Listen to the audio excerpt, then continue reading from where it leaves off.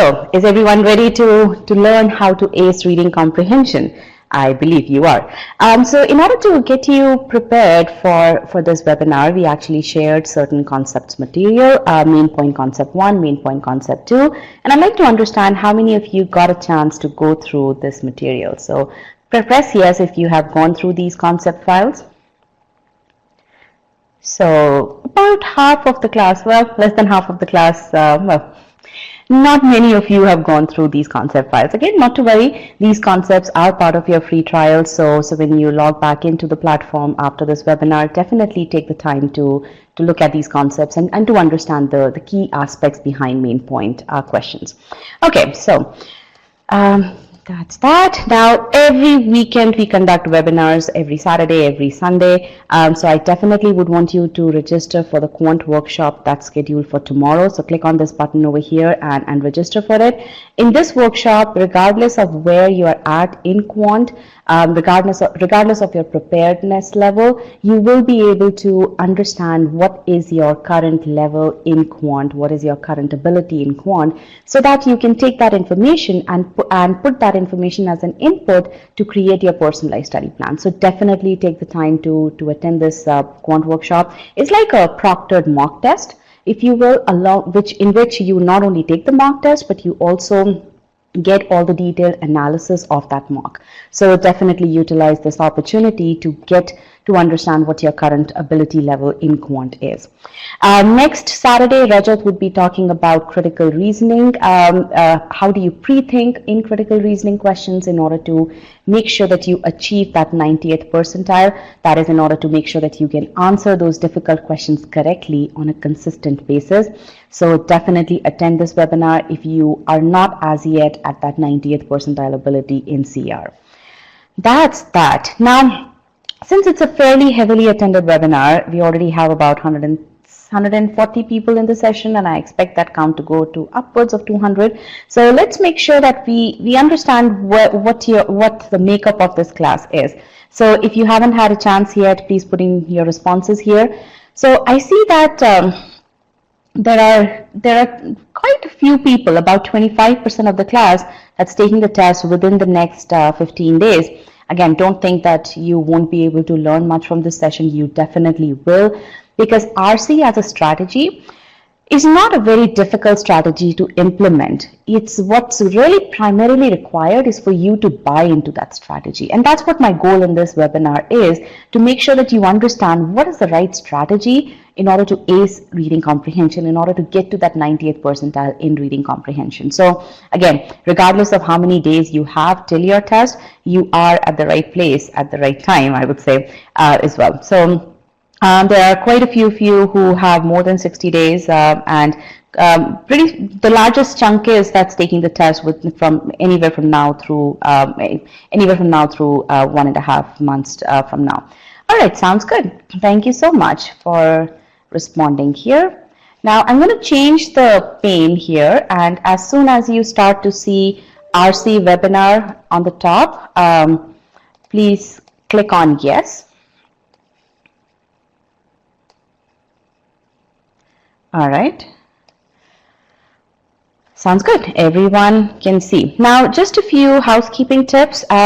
With me, I have Sandeep, who's our Chief GMAT Strategy Expert. So if you have any questions with regards to your GMAT strategy or with regards to e-GMAT packages, please put those in the Q&A pod. I would really appreciate that, because that way Sandeep would be able to answer those questions real time.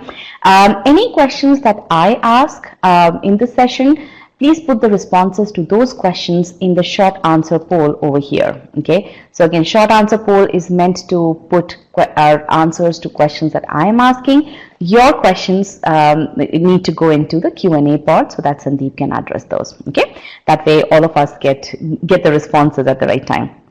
All right, so how do you ace reading comprehension? Now let's get some more information. What's your target GMAT score? So put that information over here. And I'm going to get you a poll so that you can put in your answers in the poll. That way we can get some quantitative idea about it. Go ahead. Give me the range for your current GMAT, for your target GMAT score. All right. So about 42% of the class is targeting more than 730 score. Actually, no, about 56% of the class. So majority of the class has a target score of 730 plus, which is great. Now, there are some of you who about quarter of a class has the target score at 710, between 710 and 720. I would actually, 710 and 720. I would actually say, if you are aiming for a 700 plus, I would say increase that target to 730 plus. Why is that? Why is it that you should aim for a score of 730 or higher? Okay. There are three primary reasons for that. The first one, top B schools now require more or less a score of 730. And on what basis am I saying that? I'm saying that on the basis of the fact that the median scores in the top B schools have been steadily increasing, and they are trending more towards the 730, 740 score range. Second reason, very important reason that impacts you right away is that more than 50% of scholarships go to students who score above 730. Okay, and there's quite a few money. There's a big substantial amount of money on the table which is up for grabs if you put in the effort right now, today, in order to get to that 730 plus score. So it's very important to put in that effort, to know why is it that you have to put in that effort, so that you actually make sure that effort is, you're putting in 200% into that effort. Okay, so again, there's that financial thing. And thirdly, financial thing not as an immediate thing, but over a 10-year period, the ROI from doing your MBA from a top B school is really high, more than $500,000 difference over a 10-year period, and that's a pretty substantial thing. Now, if you want to know the details of all this, we do cover the details of these three reasons in our in the strategy session that Rajat conducts. So definitely register for that. But in a sense, those 30-point difference can lead to a lot of money for you over the period of time. So that's why it's very important to actually target that 730 plus score. Now, in order to get to that 730 plus score, what should be a target RC ability? Let's get to know that. If you are targeting that 730 plus score, what should be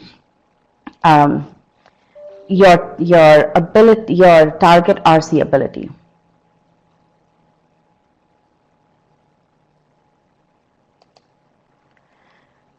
Okay, I see 90%, 85%. The answer is 90%. That should be your target ability in RC if you are targeting a 730 plus. Now, yes, some of you may say that, okay, what if I have 90 plus in SCCR, then I don't really need to get to that 90 plus in RC. That's fine, but still, if you are aiming even at 85%, that 85 percentile ability, that also requires a lot of utilization of the right strategies, and that's what we're going to be talking about in this session. Okay. So now what I want to know is, I want to know about your RC approach. What is your RC approach today? Now, my first question is, what level of understanding of passage do you have today before you start answering RC questions? Tell me that. How much of the passage do you understand before you start answering RC questions? So my question is, when you are, okay, so good, I'm starting to get pertinent answers. So I see quite a few people saying that 50 to 60%, everything except the details, high level, just do the summary. Most of it, some people are saying 100%, some people are saying good understanding of the overall concept. So when you say good understanding of the overall concept, that to me means that you are trying to get the gist of the overall passage. Okay, terminology is sometimes different, but from what you are saying today, most of you target about, I would say, an overall, you target obtaining an overall idea of the passage before you go into solving questions.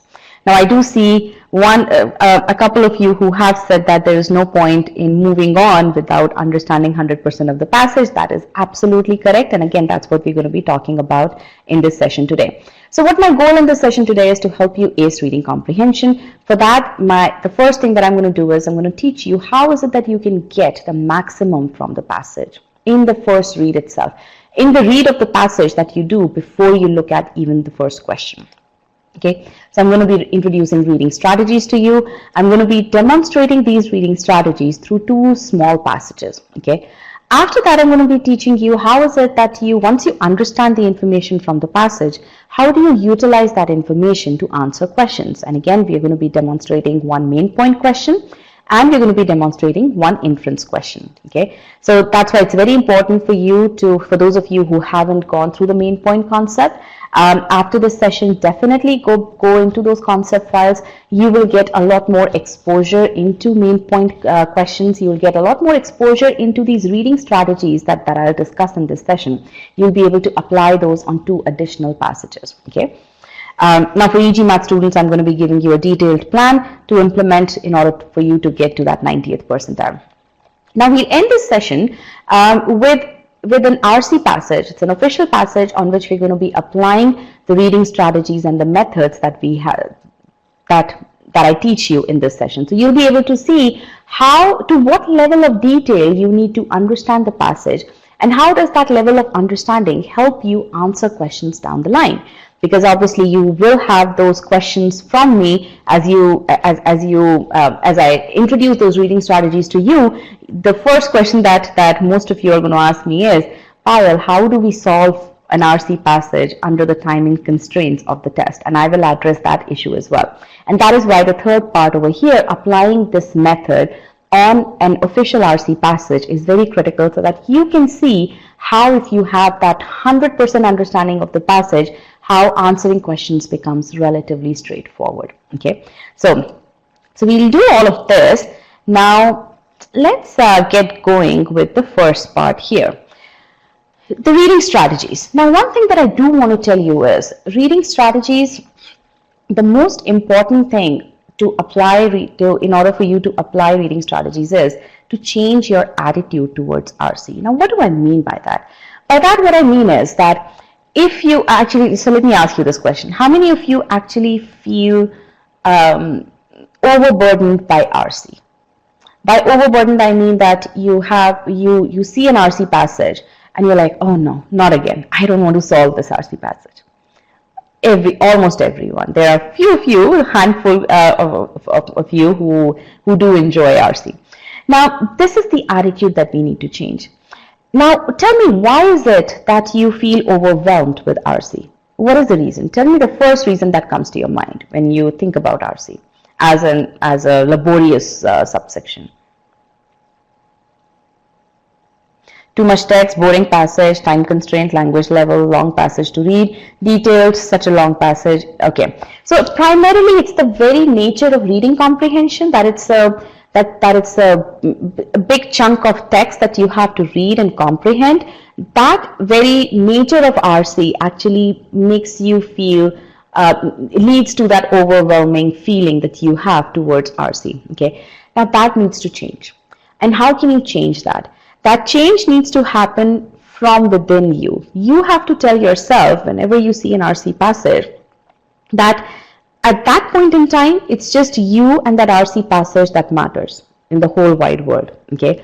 Why do I say that? Because you have to make sure that you are investing your 100% into the passage, so that you are able to apply these reading strategies appropriately. Because if you are not invested in the passage, if you are not immersed in the passage, if your goal, if your mindset while seeing that passage is not that, is anything other than the fact that I want to know what the author is trying to tell me. If those things don't happen, then there is no way that you will be able to apply these reading strategies properly. So the first thing is you have to change your attitude towards RC. You need to get immersed in RC. Okay, what does that mean? What do I mean by getting immersed in the passage? regardless of the topic of the passage, regardless of whether, let's say for example, you are not a humanities person, you don't really like to read about women empowerment or equality among the races and all that stuff, you're not interested in historical passages, doesn't matter. Your normal interests don't have any bearing on how you handle this particular RC passage. When you see that RC passage, you need to tell yourself, okay, I need to know what the author wants to tell me. The author has taken the time out to write this beautiful passage. The least I can do is give him 5 minutes of my time, 4 to 5 minutes of my time to understand what he's trying to tell me. That's the impression that I want you to have in your mind before you even start reading an RC passage. Does that make sense? Yes or no? Let's start doing that from today onwards. The passages that you see in this session today are not your pleasure reading passages. They are not from topics that you would love to read as such, but we'll start implementing this attitude change right from today onwards. Okay. All right. So that's one thing. Now, and again, no one can teach you how to get immersed in the passage, although we do try.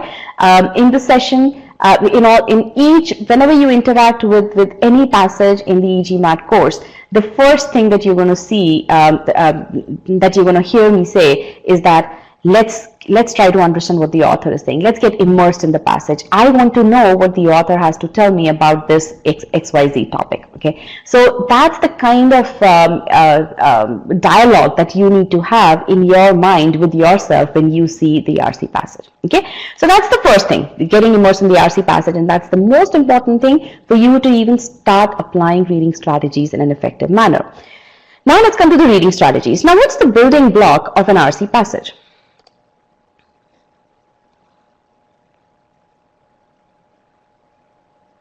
What's the building block of an RC passage? And let's get rid of these. Tell me.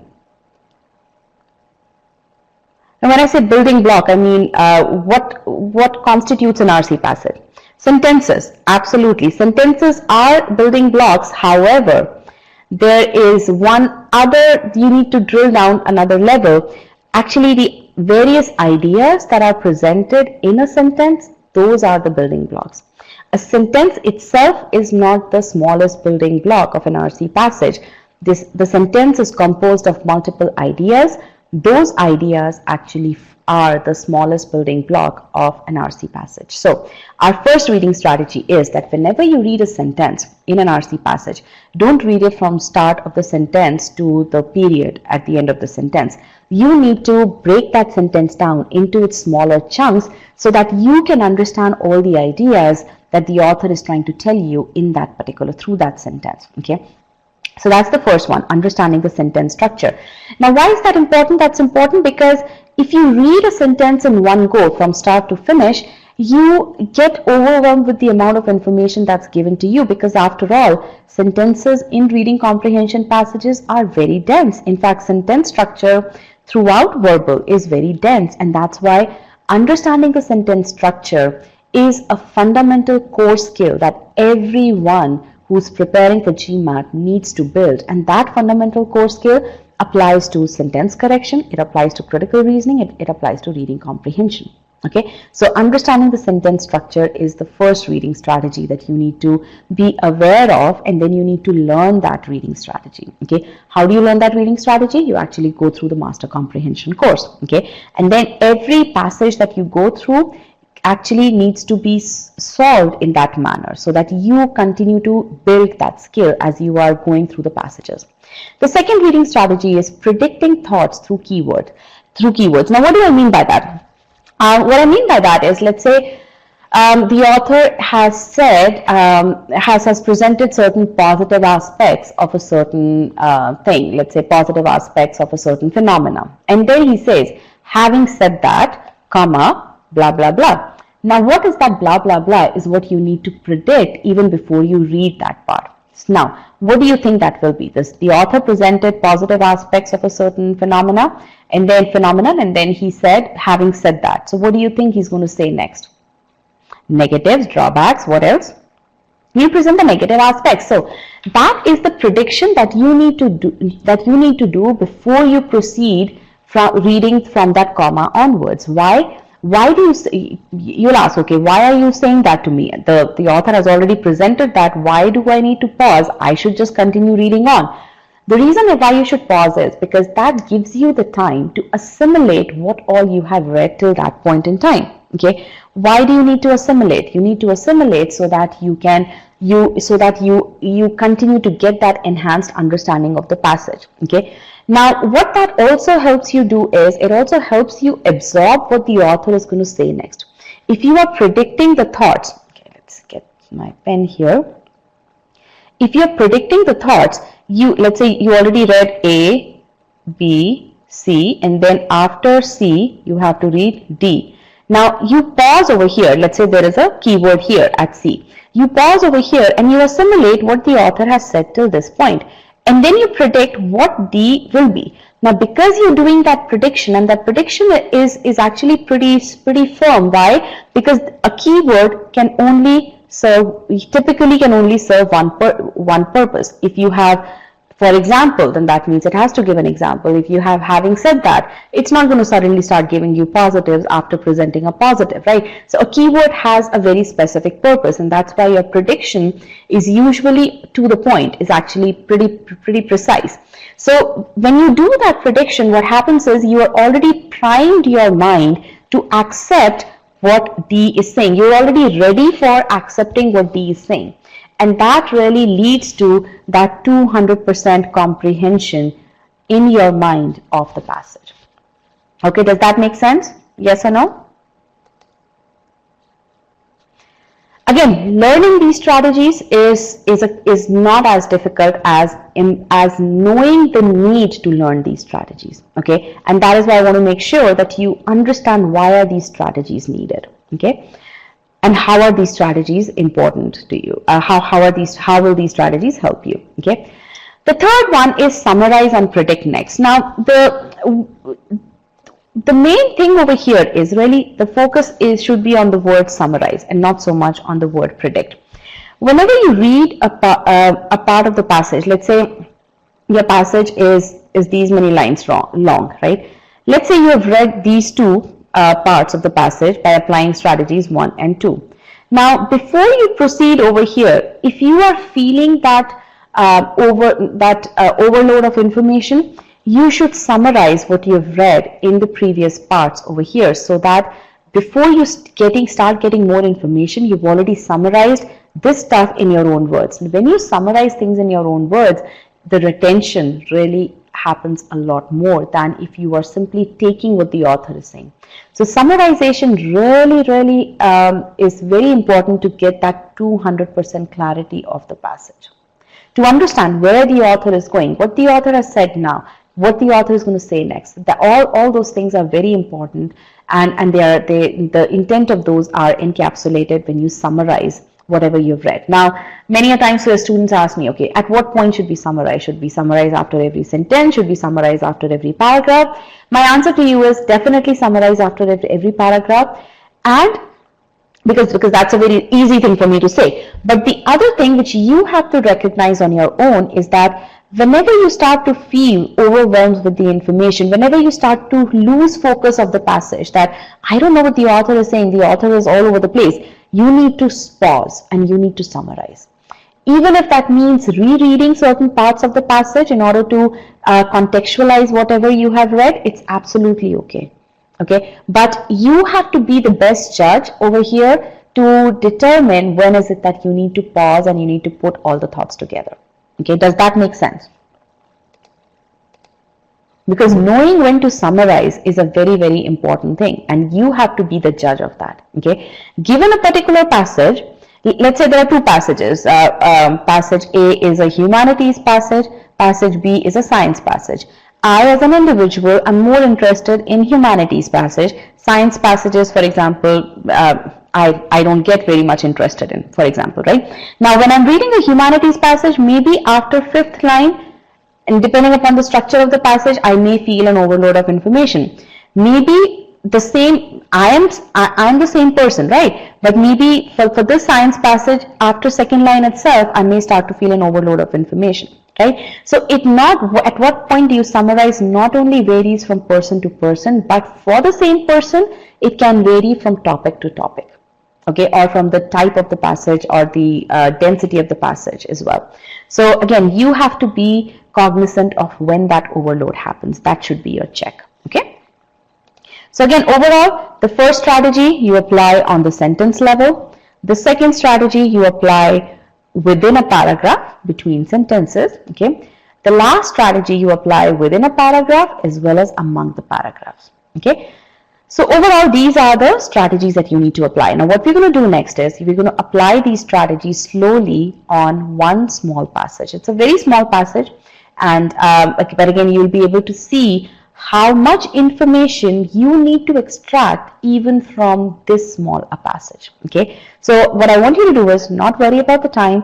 Just take your time to read and understand everything that's there in this passage, and then I'm going to show you a question. Now, what I'm going to do is let me get you the poll here.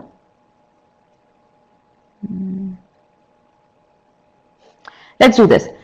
Everyone click on no over here in this yes no poll. Now, when you are done reading the passage that I show you on the next screen, click on yes. After about 60% of the class has selected on yes, I'm going to show you the question pertaining to this passage. Okay, so let's get started here.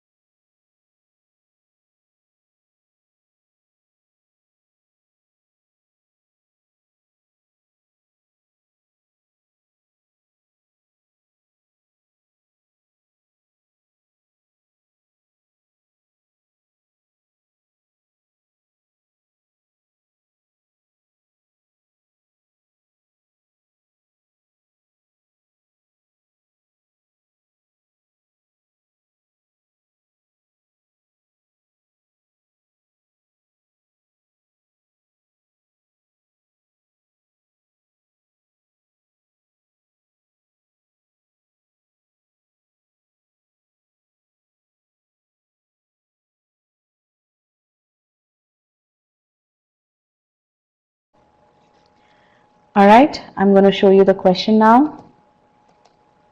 Here's the question, and I'm going to show you the poll.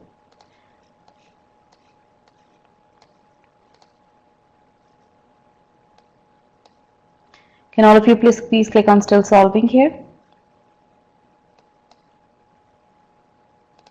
All right, go ahead.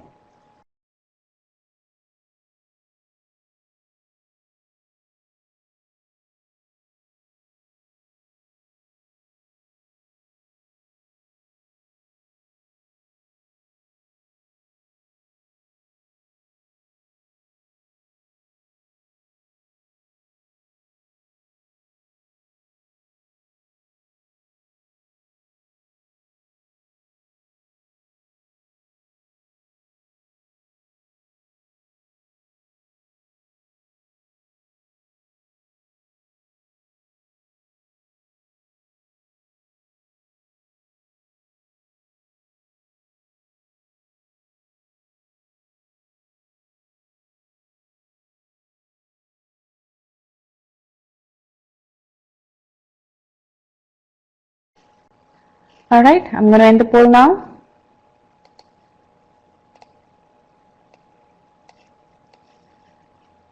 So let's see the responses here.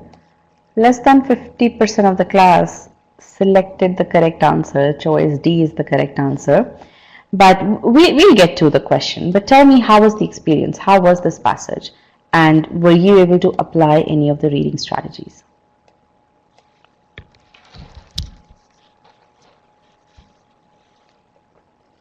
Reading slowly helped. Okay. Just fine. The passage was just fine. Keyword was confusing here. Summarize in my own words, very helpful. Okay, all right. Dense wording, hard to understand. Absolutely, this is a difficult passage. That's why it's, again, your goal is to be able to solve difficult questions correctly, right? In order to, GMAT is an adaptive test. It's a test of your ability to answer difficult questions correctly. So for that, you have to practice on such dense passages. Okay, these reading strategies would not be very, I mean, they are definitely, they work on easy passages, but they are not that critical to use for easy passages, because easy passages by nature are easy. They don't require such level of analysis. Okay, now let's solve the questions over here. Now let's first read the passage here. Okay, bordering on the extreme, one definition of ethnocentrism. Now what I'm going to show you is how is it that I read any passage. Okay, and again, this passage is a single line thing, so I'm going to be applying all the strategies over here, and you'll see how, regardless of the length of the sentence, you should pause and summarize wherever you feel the need. And again, you'll see how many ideas are there in this passage, and you'll be able to appreciate why understanding the sentence structure, why pausing at these various points is so very critical. Okay, now bordering on the extreme, one definition of ethnocentrism. So now what does bordering on the extreme mean? Tell me that. What does bordering on the extreme mean?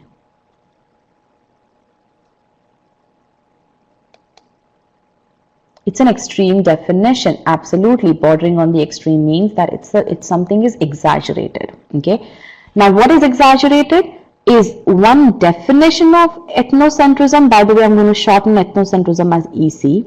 Is that one definition that's exaggerated, or is it ethnocentrism as a concept that's exaggerated? Tell me that.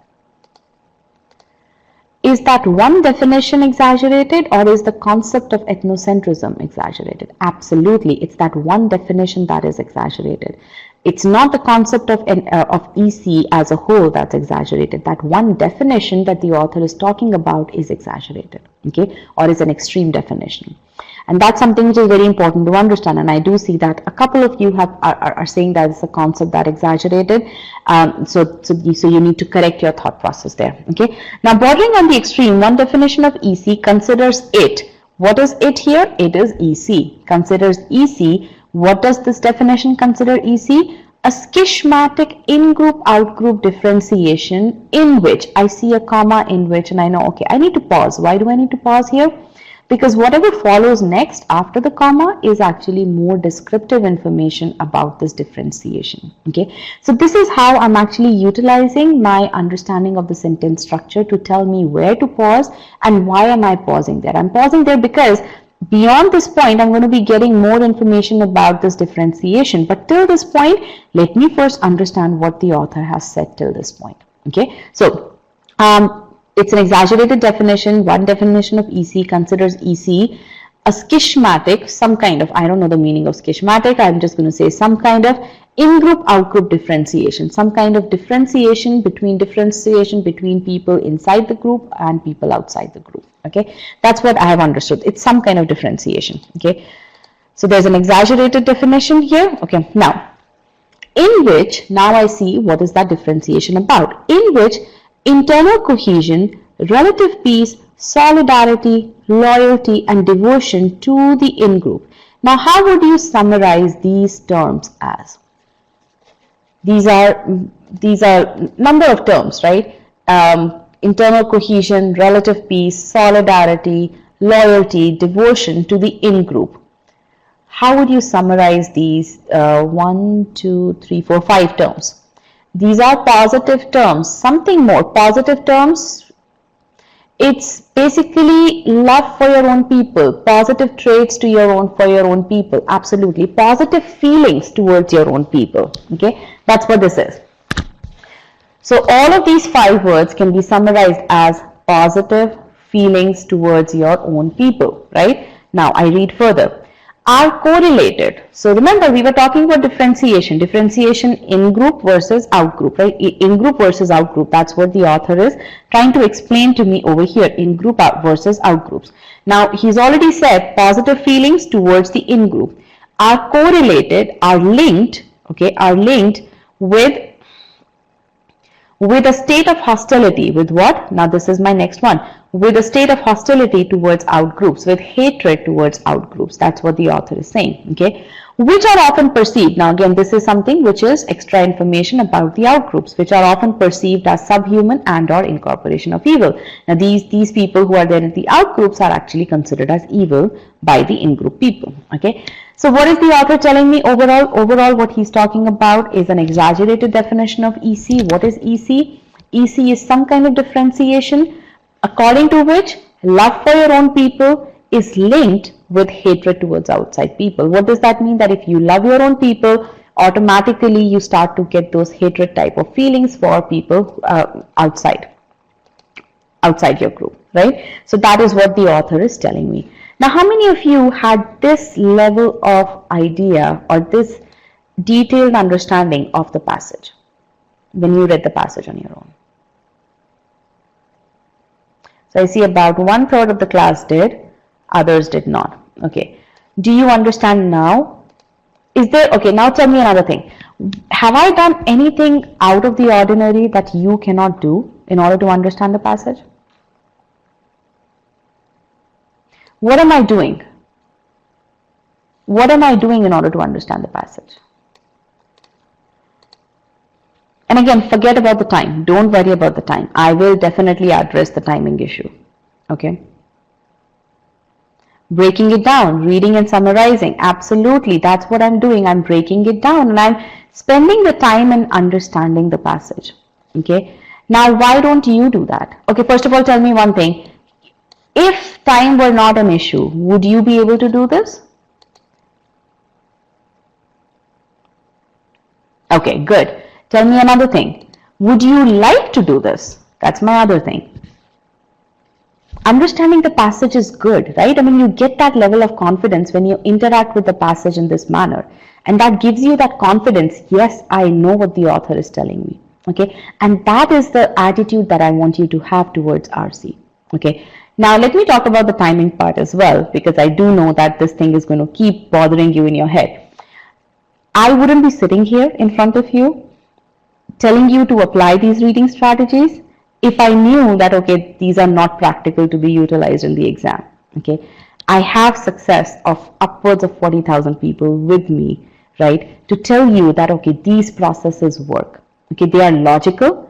Okay, they are logical, they work in the GMAT environment, in the environment of the test that is a timed environment. Okay, why do they work? They work, and again, I'm going to be showing you data towards the end of the session after we have talked about all the content, but as such, just to give you an idea, we don't have to create time here. All we are doing is we are redistributing time. Okay, instead of you spending a lot of time on answering each question, about 1.5 to 2 minutes on each question, we are getting those seconds out from each of the questions for that RC passage, and we are putting that time up front on understanding the passage. That's all we are doing. Okay. Now, another question that you may have, okay, I don't think I can read a long passage in 4 minutes and get that same level of understanding. You're absolutely right. Today you cannot. But if you spend a week learning this process through the e-GMAT course, after the end of the week, you will be able to do that within the timing constraints as well. Okay.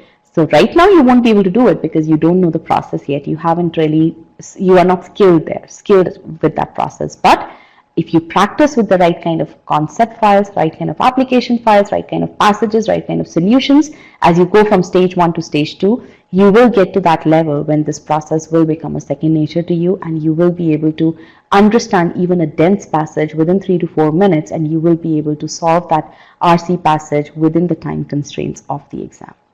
Does that make sense? Yes or no? I've kind of given you a gist of what I'm going to be talking about regarding timing towards the end, because I just wanted to make sure that you remove that concern from your head, because till the time that nagging feeling bothers you, you won't be able to embrace these strategies. You won't be even open to listening to what I'm saying. Okay, so I want you to be open to that. All right, so now let's move on to our notes. So we still have to continue with this passage. Now, there are three main things that you need to get out of this passage. The first one is that the passage presents one definition of EC. This definition is an exaggerated definition. And according to this definition, these two things are correlated. Love for your own people is linked with hatred towards outside people. Now, if you think about it, the first one over here, just one second. The first one here is given directly in the passage.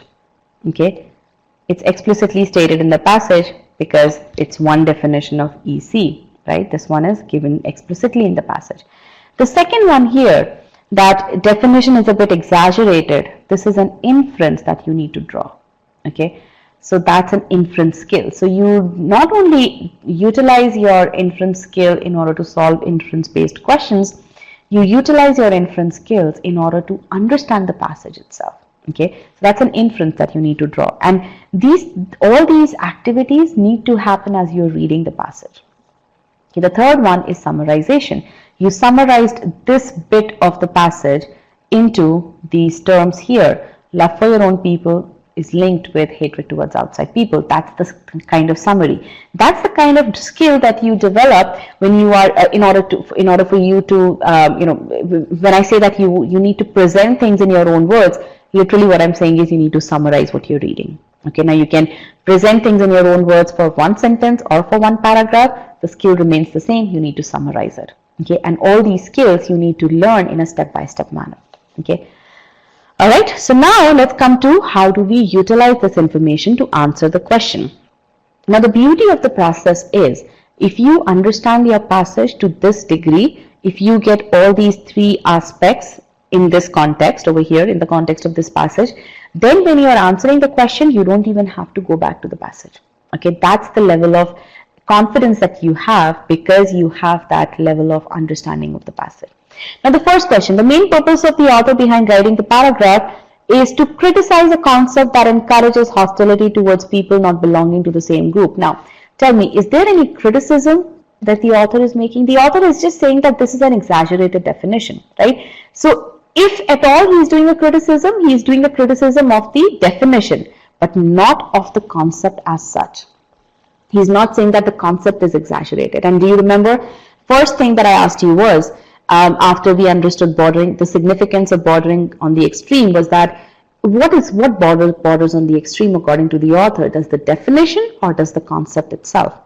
A number of you said concept itself, but there were a couple of you who said, a number of you said that it's a definition, but there were a couple of you who said the concept, and that is how you would get trapped. If you don't understand the implication of each and or the meaning of each and every part, then you will get trapped in such a thing wherein you'll see exaggerated, you'll see bordering on the extreme, you'll consider that as a criticism, and you'll say, okay, to criticize a concept is the correct answer.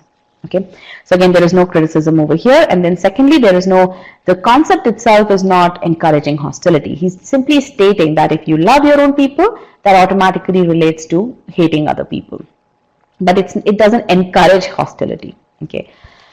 All right, second one, to evaluate the concept of ethnocentrism while enlisting its various features. Let's do the easy one. There were how many of you who said, let me look at the poll results here, 12 of you who selected choice B here. Okay, now tell me, if you selected choice B as the correct answer, then you must agree with this evaluate part, and you must agree with the fact that there are various features presented of ethnocentrism. List down at least 2 features or at least 3 features that are presented of ethnocentrism. 12 of you who selected choice B, what are the various features of ethnocentrism according to you from the passage? The answer is none. There are no features here. The only feature is the definition that if you love your own people, you hate outside people. Now, for those of you who got trapped, 12 of you, there is a trap in this passage itself. Remember those five items that were listed? Loyalty, let me go back to the passage and see what those words were. Loyalty, and internal cohesion, relative peace, solidarity, right? Devotion. You guys, 12 of you considered those five things listed over there as various features. So you fell into that trap. And this trap is a very, very commonly used trap.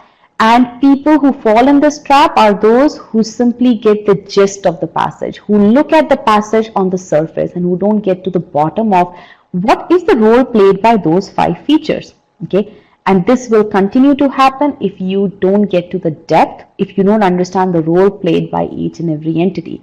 If you stick to those features, if you stick only on the surface of the passage, then you are going to misconstrue these 5 features, these 5 things as the various features of EC.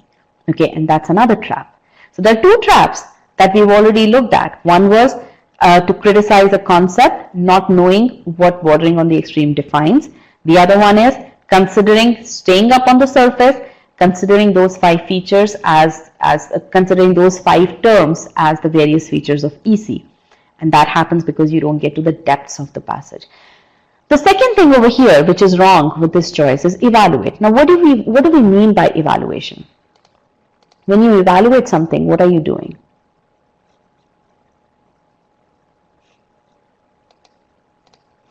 You're looking at the pros and the cons. Are there any positives or negatives presented for EC over here? Yes or no? Again, think about our summary. Did we say that did we say positive or the negative feature of EC? No. All we said was that positive feelings EC is equal to positive feelings for in-group related to negative feelings for out-group. That's all we said. And because there was that mention of positive, or there's that inference of positive and negative, that's why people who selected choice B fell in that trap. They thought, okay, there's some positive, some negative, but they didn't understand where that positive and negative is being utilized for, what that positive and negative is being utilized for.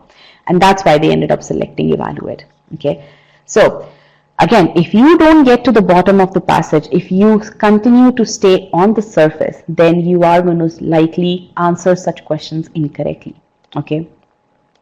All right, now let's move on to choice number C. And 29 people selected this choice. So this was the the most popular incorrect choice.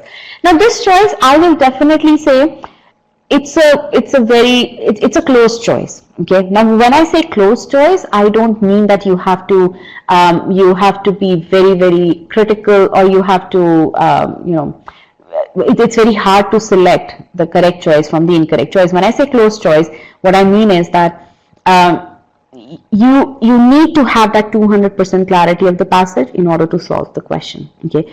Now in this case, to define the concept of ethnocentrism.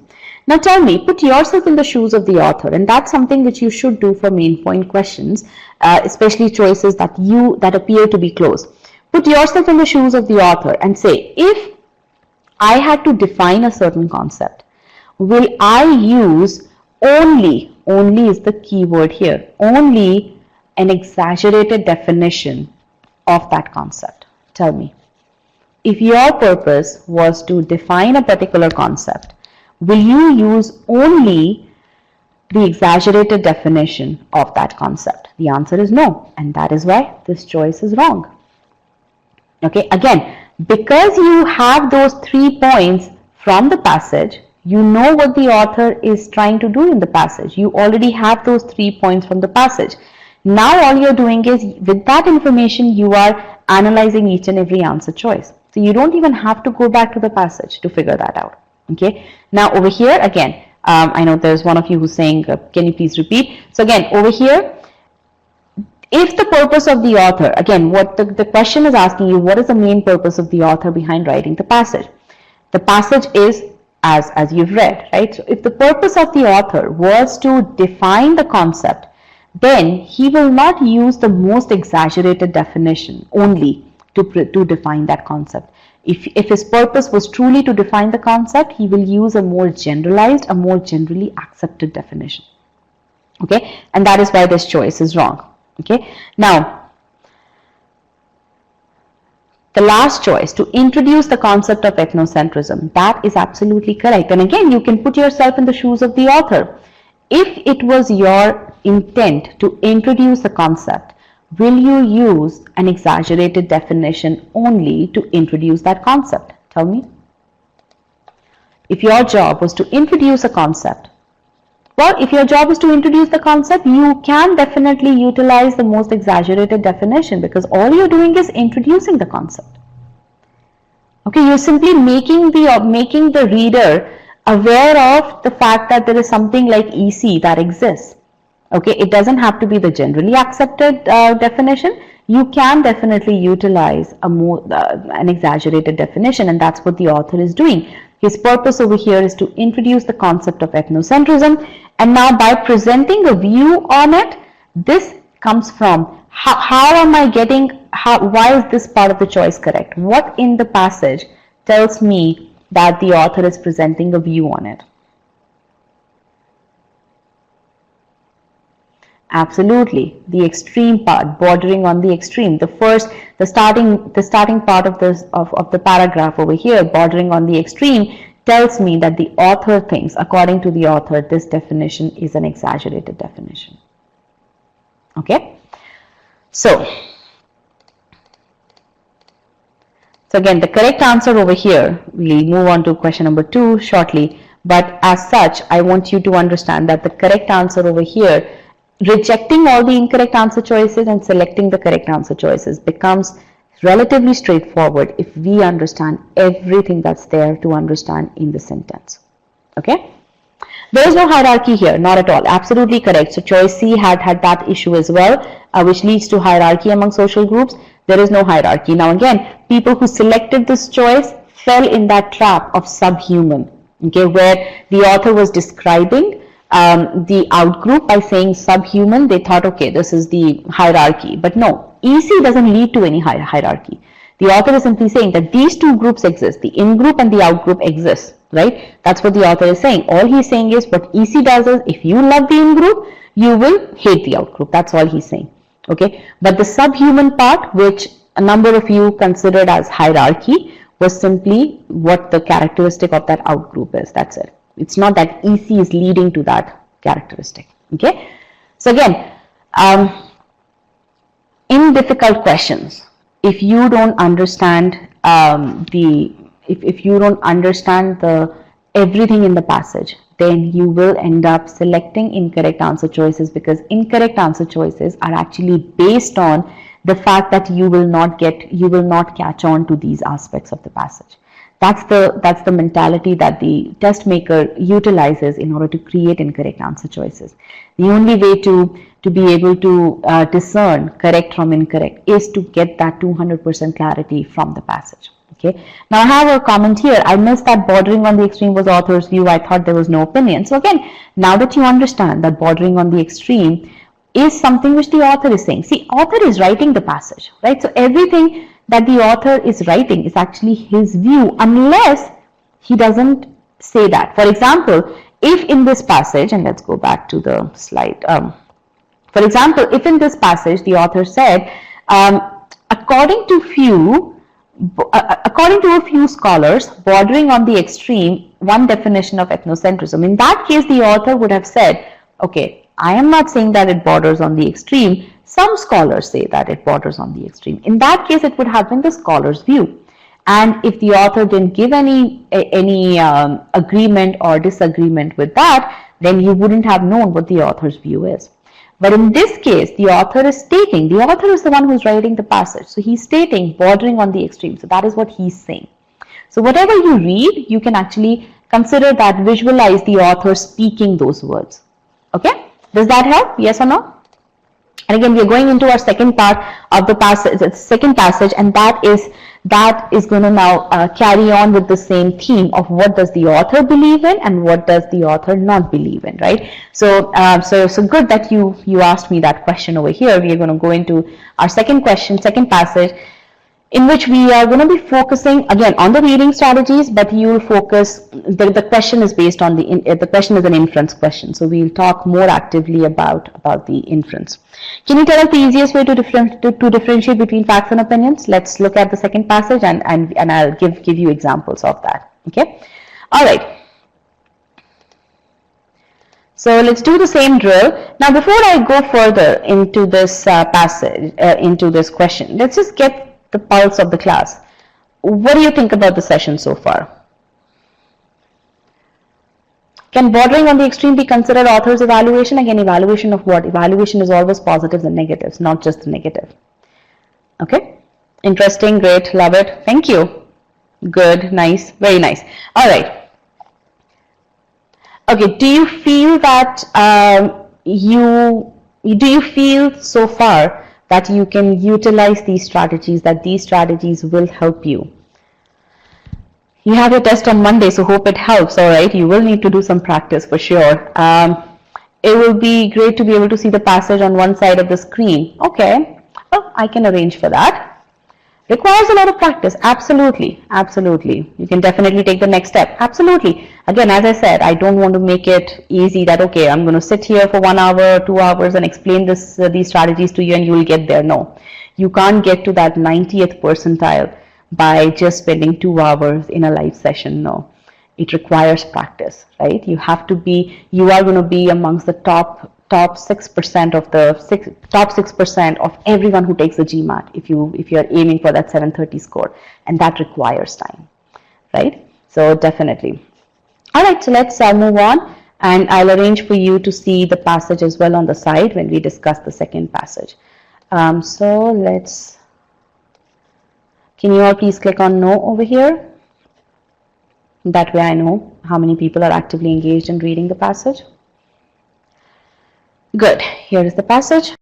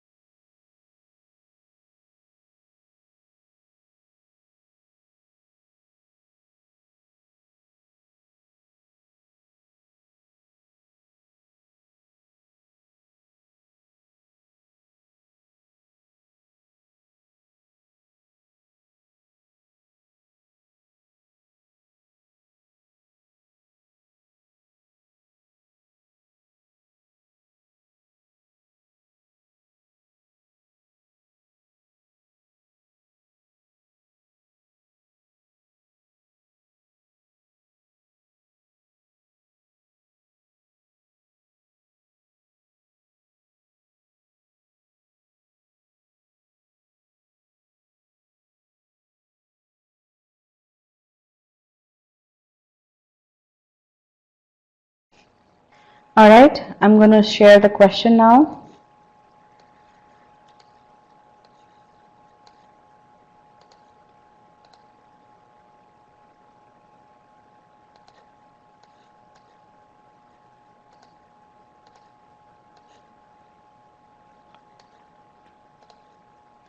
Here's the question.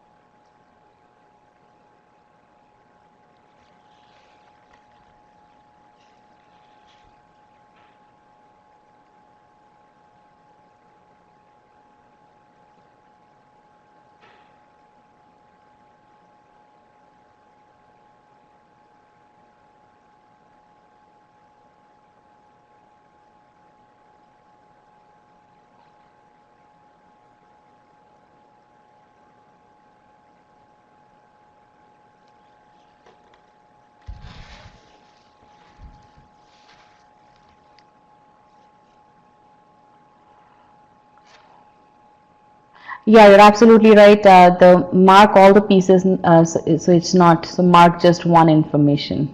So there's just one correct answer.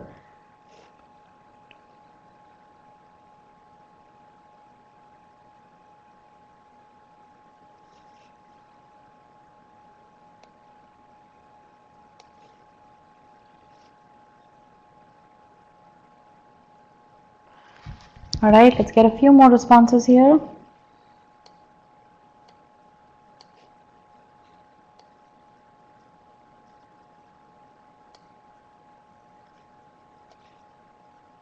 Okay, I'm going to end the poll now.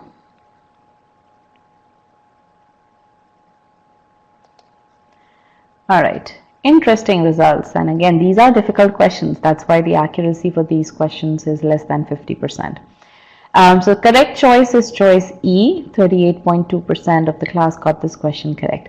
But tell me, how many of you were kind of scratching your head saying that, yeah, this also seems to be something that I can infer. This statement also seems to be something that I can infer, and I have no basis to figure out what can be inferred.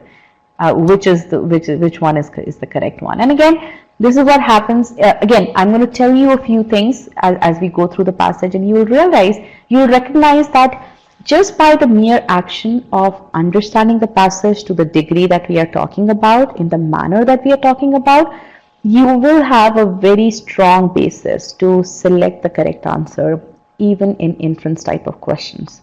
So main point we already saw is we're looking at the inference.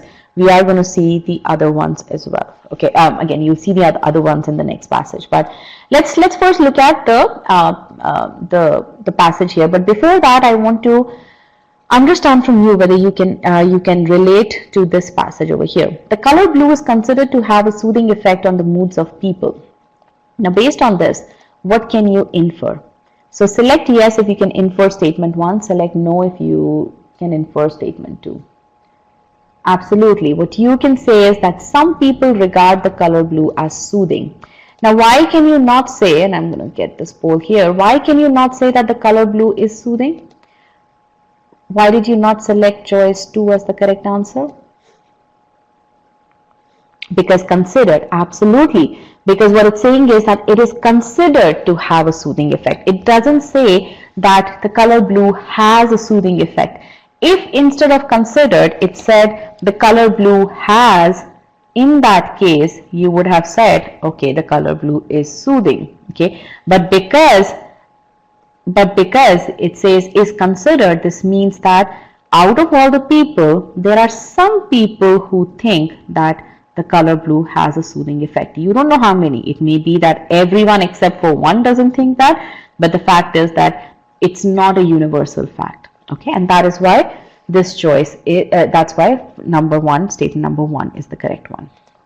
Okay, now we will start understanding the passage. Ethnocentrism, EC, and its canonical variants, some kind of variants, are deemed to be intimately connected with xenophobia.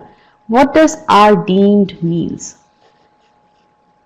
When the author is saying that these are EC and XEC is considered, absolutely, this means that EC is considered to be intimately connected with xenophobia, and let's call xenophobia as XP. So what does that mean? Does that mean that the author, is it a fact that EC and XP are closely connected? Yes or no? Can you say as a fact that EC and XP are closely connected? No, you cannot.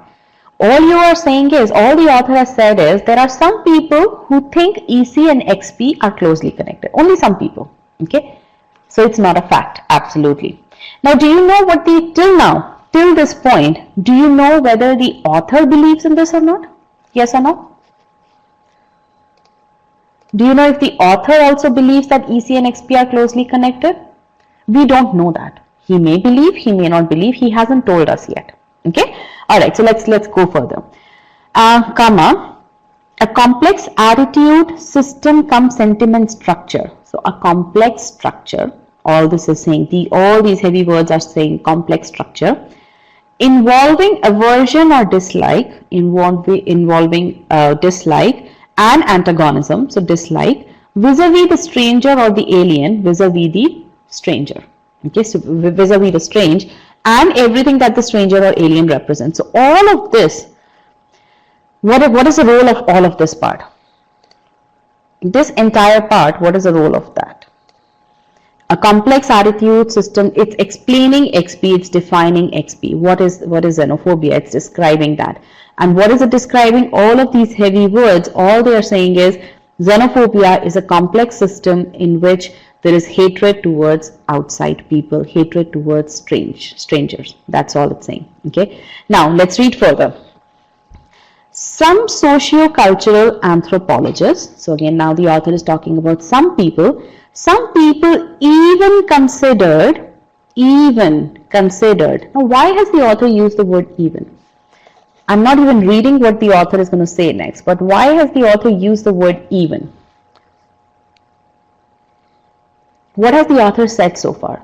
The author has said so far that some people think that EC and XP are closely connected. Some people think that, okay? And then he's described XP definition, okay? Now he's saying some sociocultural anthropologists, some experts, even considered. Now what is the significance of even in terms of, in the context of what the author has already said? He's basically saying that, what he's saying is that there are some people who think that they are closely connected, but now there are these other people who take that close connection to an extreme, who even considered XP and EC opposite sides of the same coin. What does opposite sides of the same coin mean? That if one exists, the other also exists. So it's not just that they are closely connected. There are some people who take that close connection to an extreme and think that if XP is there, EC has to be there, that they coexist. It's not just connection, close connection, it's coexistence. That's what he's saying. And that's the significance of this word even. So you need to understand these clues that the author presents in the passage, and you need to continue to summarize what the author is saying. I summarized all of this part over here, all of these heavy words into EC. Some people think, okay, so according to people, okay, EC, according to some people, EC closely connected to XP, then XP definition is there, and there are some other people who even took it to that extreme level, wherein they say that if XP exists, EC has to exist. Okay, then the author is not done yet. But a few voices, now he presents a contrast, okay, but a few voices. So again, there are some people who think that they coexist, but there are a few voices who have cautioned, who have said, no, that need not be the case. They need not coexist. So these people are going against these people over here. They are going against them. But where does the author lie in all of these? There are 4 different views over here. One view is, let's get rid of all of this stuff here, so I can, just give me 1 second.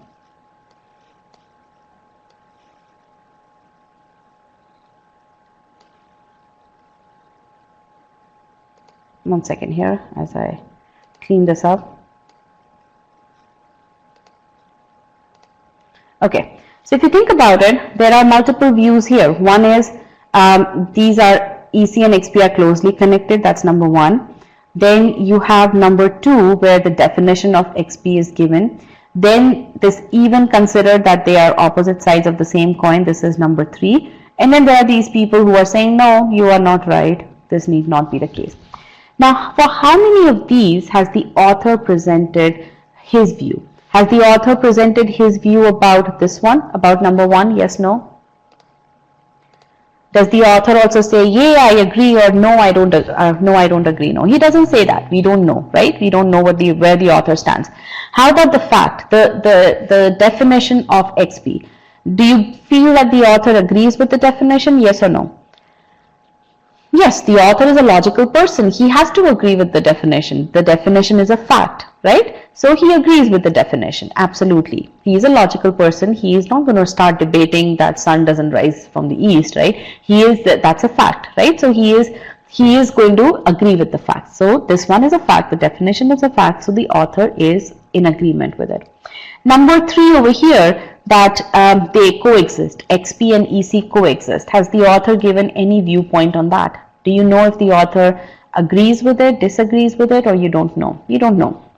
The author has not said.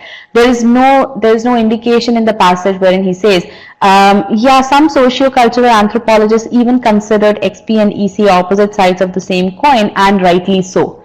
Right? Rightly so will be kind of phrases will give you what the author, whether the author agrees with the view presented or not. Okay, but a few voices have cautioned that this need not be the case. Is he one of those few voices? Yes or no? Is he one of those few voices? He hasn't told us that. Is he not one of those few voices? He hasn't told us that either, right? So out of this entire passage, the author actually only believes in number 2, which is the definition of XP. Okay. Now, when it comes to inference questions, actually we'll get to the question in a bit. So as such, again, we have already summarized the passage here. EC and its variants are considered closely connected. XP is a hatred for aliens. Some experts take it to the next level and whatnot, right? Now, how many of you had this level of understanding when you read the passage on your own? What is being said? Who's saying what? Who agrees with what? Less than half of the class, right? Now, is it difficult to get to this level of analysis?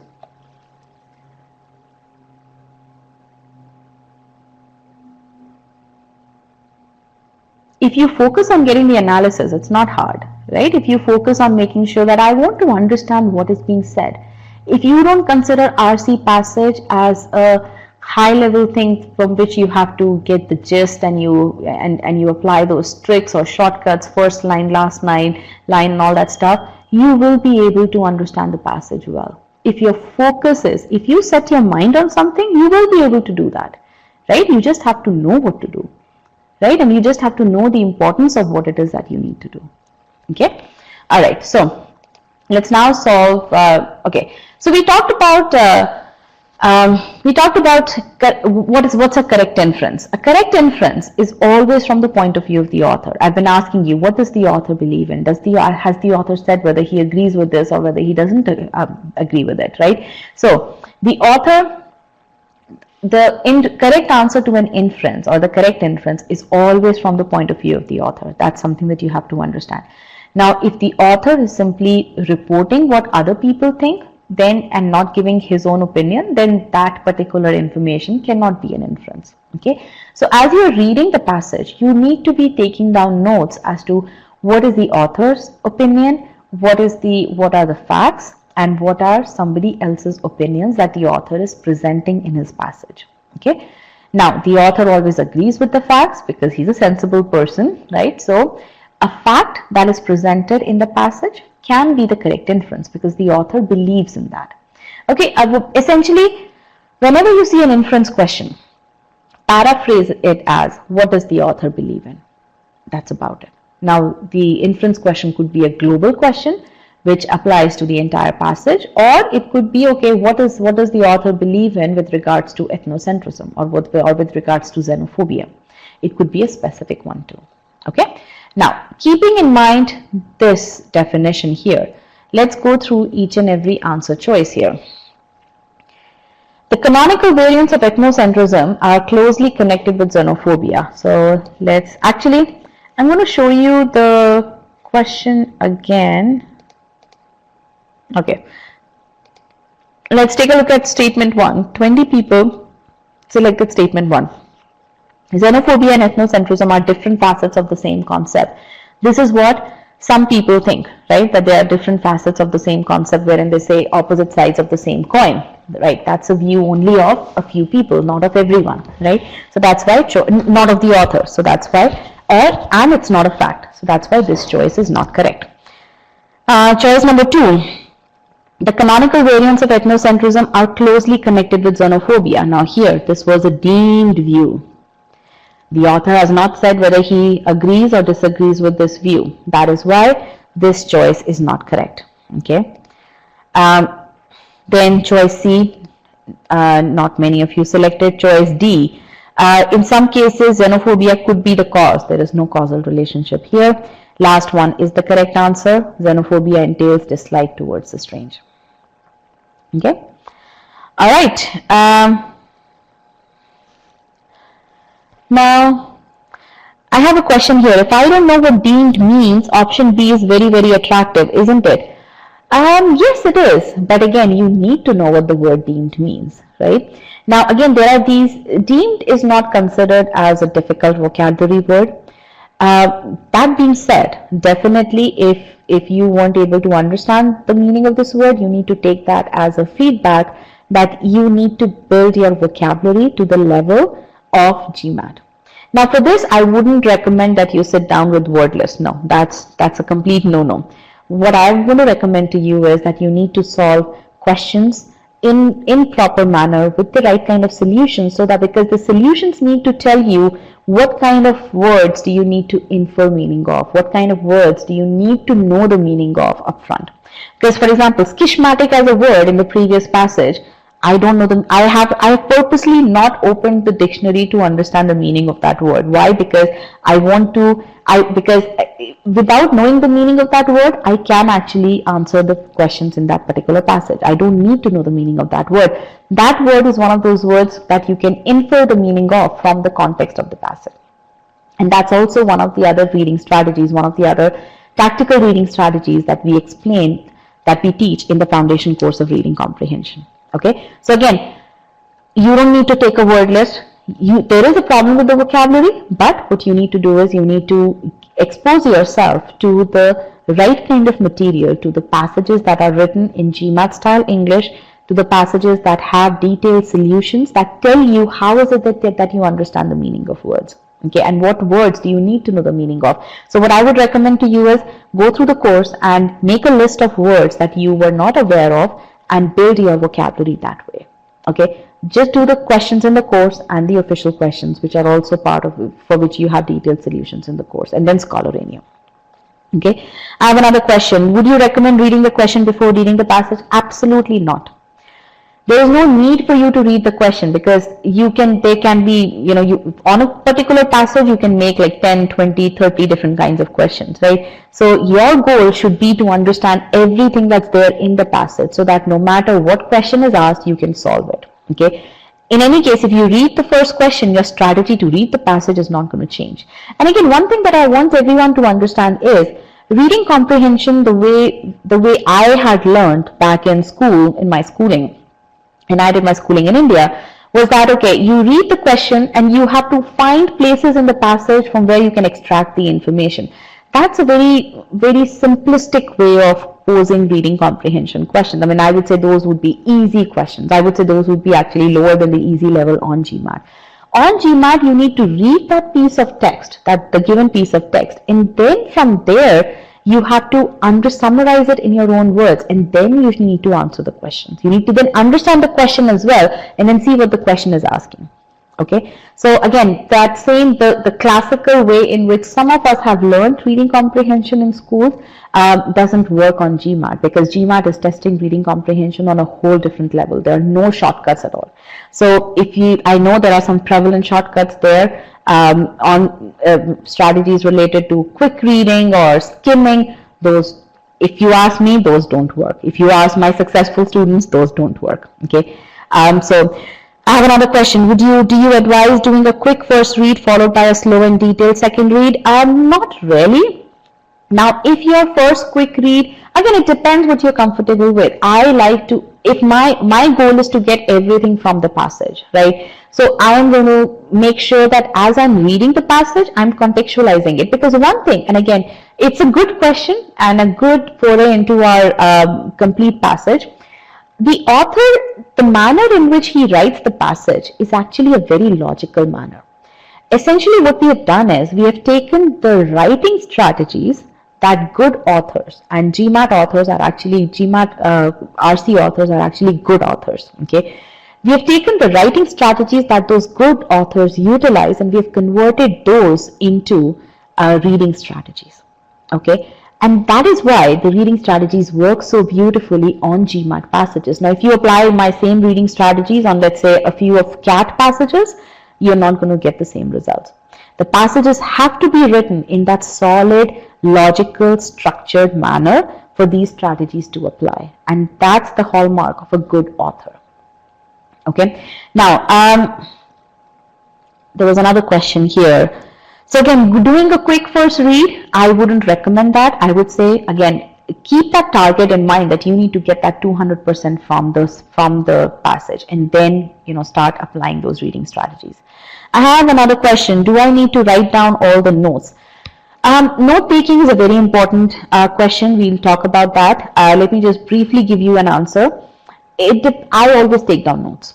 Okay. Now the extent or the details of my notes have actually changed from my changed as I have matured in my reading ability. As my reading ability has matured, the manner in which I take down notes or the length of my notes has actually also matured. Okay. When I say matured, I don't mean that they've become lengthy, they've actually become shorter.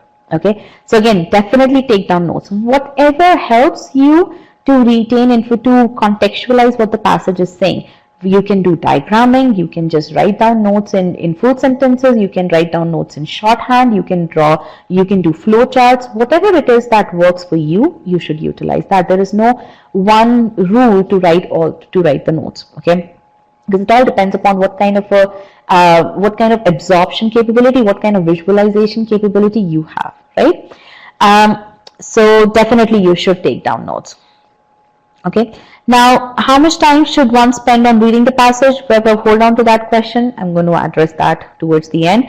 Will Word Power Made Easy by Norman Lewis help in building vocabulary? Abhijit, I think that's a very interesting book. I would read that in my as my pastime thing, just to make sure just to understand the entire manner in which the roots and all that stuff.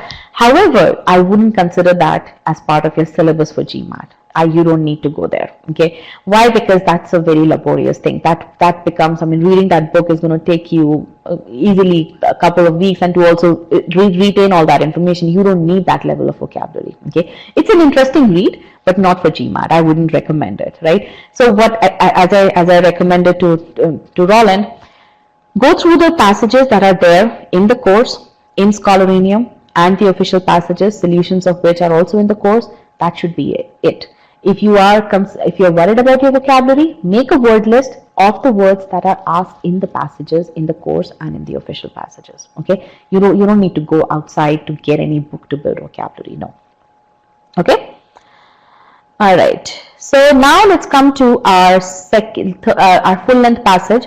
This is this is official guide passage. So read this, and again you will understand.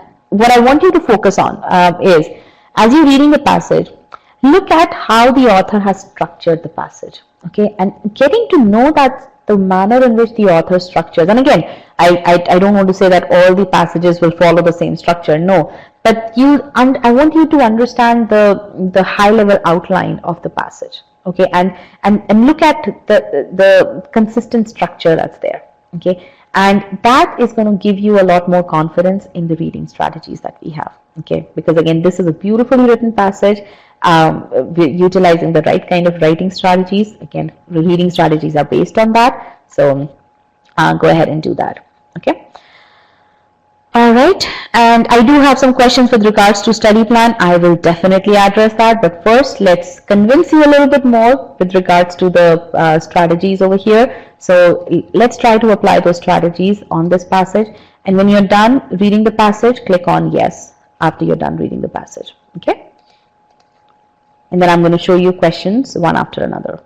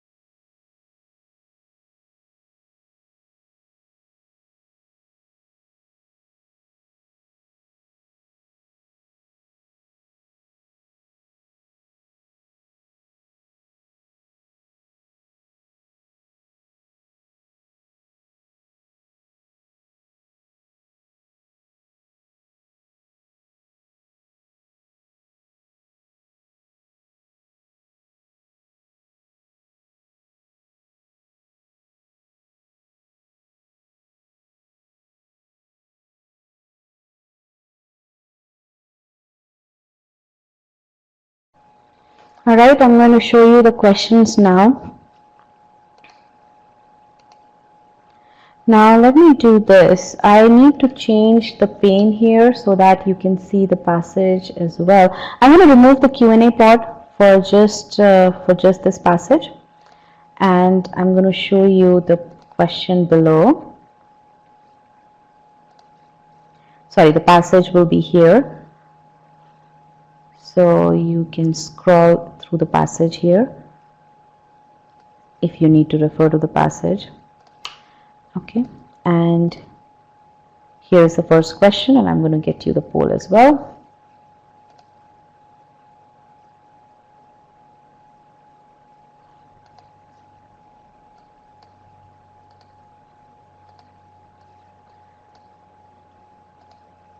Here's the question. Go ahead.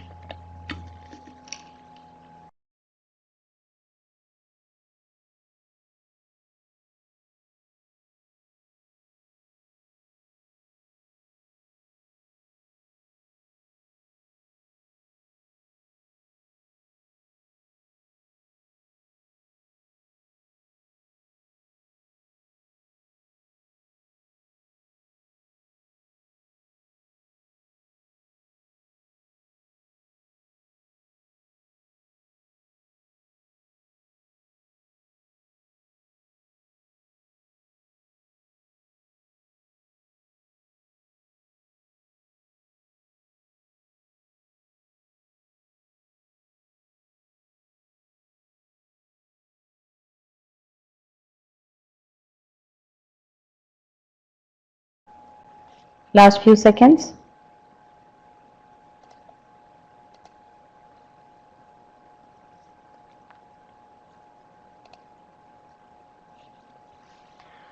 Alright, I'm going to end this poll.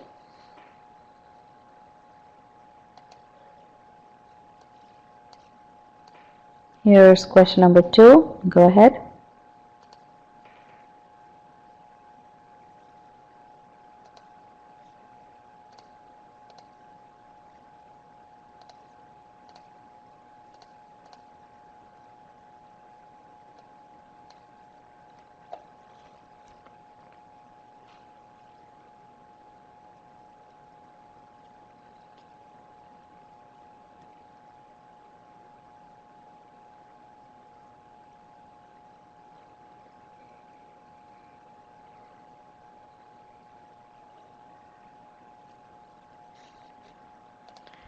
Here's question number 2. Sorry about that.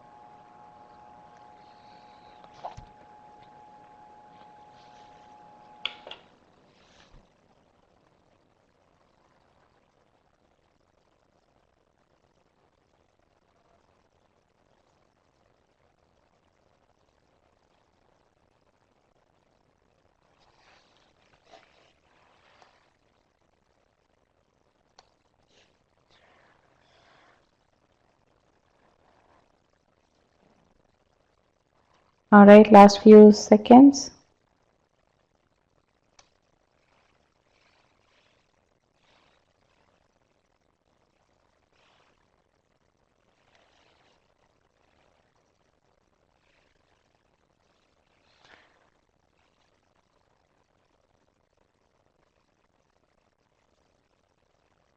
Alright, I'm going to end the poll now.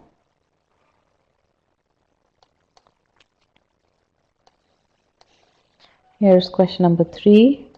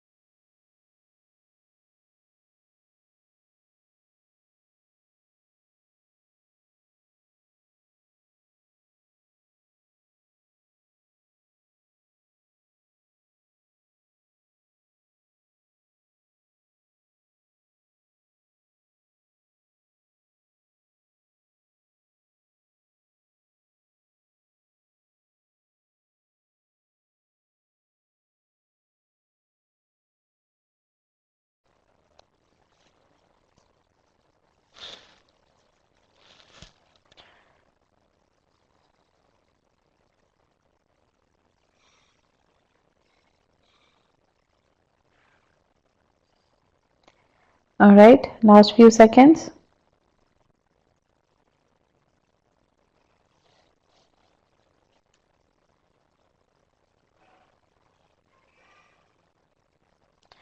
I'm going to end the poll now.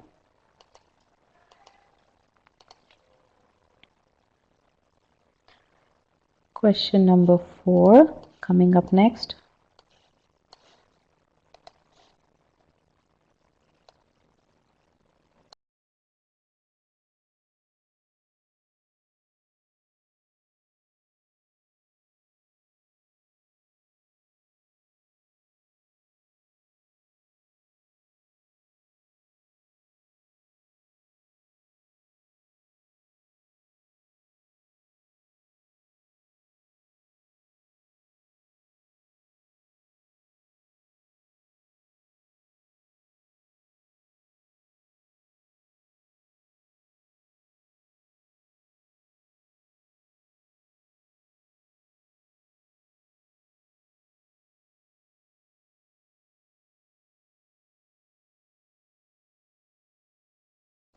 Right, last few seconds.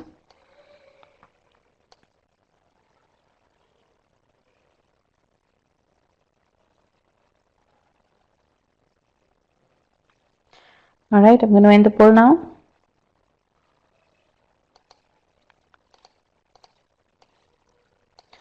Last question, question number 5.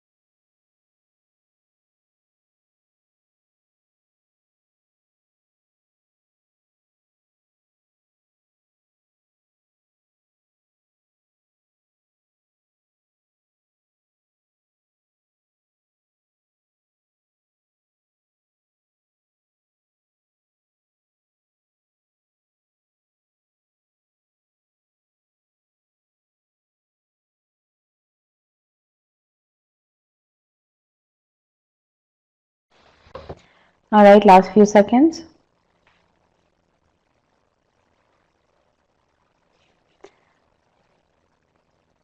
I'm going to end the poll now.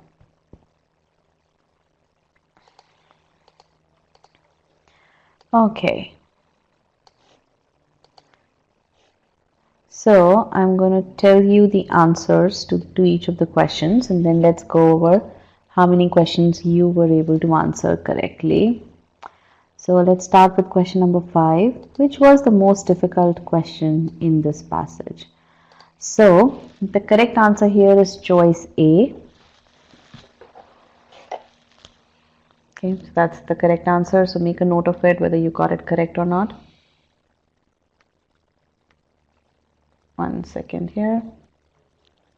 Okay, let's go to question number 4 now. I'm going to go back here. Question number 4. Here is the poll. So I want you to make a note of. Okay, so question number 5. The correct answer is choice A. Okay, this is question number 5 here. The correct answer is choice A. About 33% of the class got this question correct. Let's go to question number 4 now. Question number 4, the correct answer choice is choice D, which about 65% of the class got correct. Choice D is the correct answer. Let's look at question number 3. Question number 3, let's bring the poll for that. So I hope you guys are making a note of which ones you got correct. Choice C is the correct answer. 61% of the class got this question correct. Okay, now let's go to question number 2. We're done with 3, okay.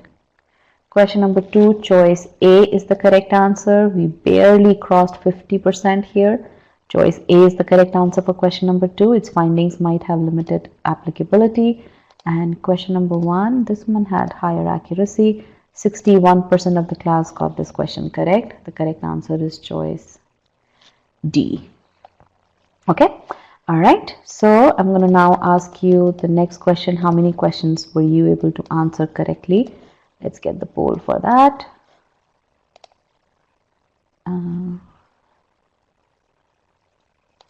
Yes, here. Let's see how many questions were you able to get, were you able to answer correctly for this passage. The majority of the class, it's a nice bell curve. 3 questions correct, 45% of the class got. Maximum percentage is people who got 3 questions correct. Then there are fewer people who got 4, and then very few people who got all the 5 questions correct. And the last question was the trick, was the first and the last questions were the most tricky ones here. Okay, so, but how was this passage? Let's talk about that. Were you able to apply the reading strategies here? How was your experience with this passage? Because that's very important. Where are we at with regards to our understanding of the reading strategies? And didn't have enough time to read. Okay, understandable. I've read it before in the OG. Okay, it was okay. All right, so let's see what is the level of understanding that you needed to have in order to answer these questions correctly. Okay, so we'll do that. Fraser and Mosteller assert that medical research could be improved by a move toward larger, simpler clinical trials of medical treatment. So essentially, this passage is about F&M, and they are recommending that medical research can be improved by 2 things. One is larger, the other is simpler clinical trials. Okay, those are the 2 things there. Okay, that can be improved by larger and simpler trials. Okay, now this essentially over here, the author has packaged the entire passage in the first line itself. That he's going to be clearly, when you read the first line, you need to then say, okay, I think the author is going to tell me why do F&M recommend that medical research, why do they believe that medical research can be improved by going through larger and simpler trials. Okay, so then we go further. Currently, researchers collect far more background information on patients than is strictly required for their trials, substantially more than hospitals collect, thereby escalating costs of data collection, storage, and analysis. Again, I read this entire sentence in one breath, right? I shouldn't be doing that. I need to be breaking it down into smaller chunks. I need to understand the sentence structure. So that's what I'll do. Currently, so now the author is explaining what the current medical practice is.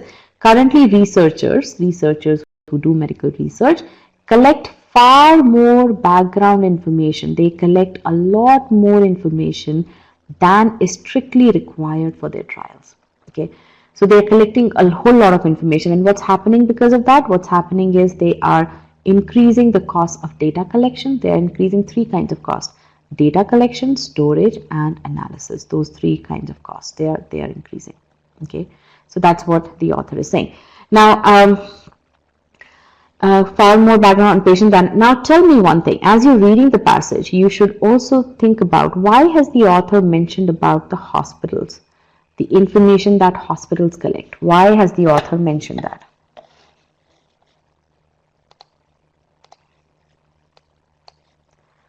Tell me.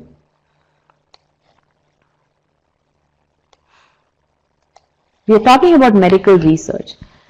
Why has the author mentioned about the hospitals, the information that hospitals collect? Absolutely, to show a contrast. What kind of contrast? What they're saying is they collect more than it's required. By the way, not just more than it's required for the trial itself, they collect more information than what hospitals collect. Hospitals are the ones who actually do the treatments, right? Even hospitals who actually do the treatments don't collect that much amount of information that these medical trials collect, right? So he's just giving that contextual information so that we can understand the extent of information that's collected by the as a background information by these researchers. Okay, although now the author presents a contrast here. Although limiting information collection could increase the risk that researchers will overlook facts relevant to a study. Now here, what the author is doing is he's actually presenting support such that the F&M recommendation cannot be weakened. What he's saying is, yes,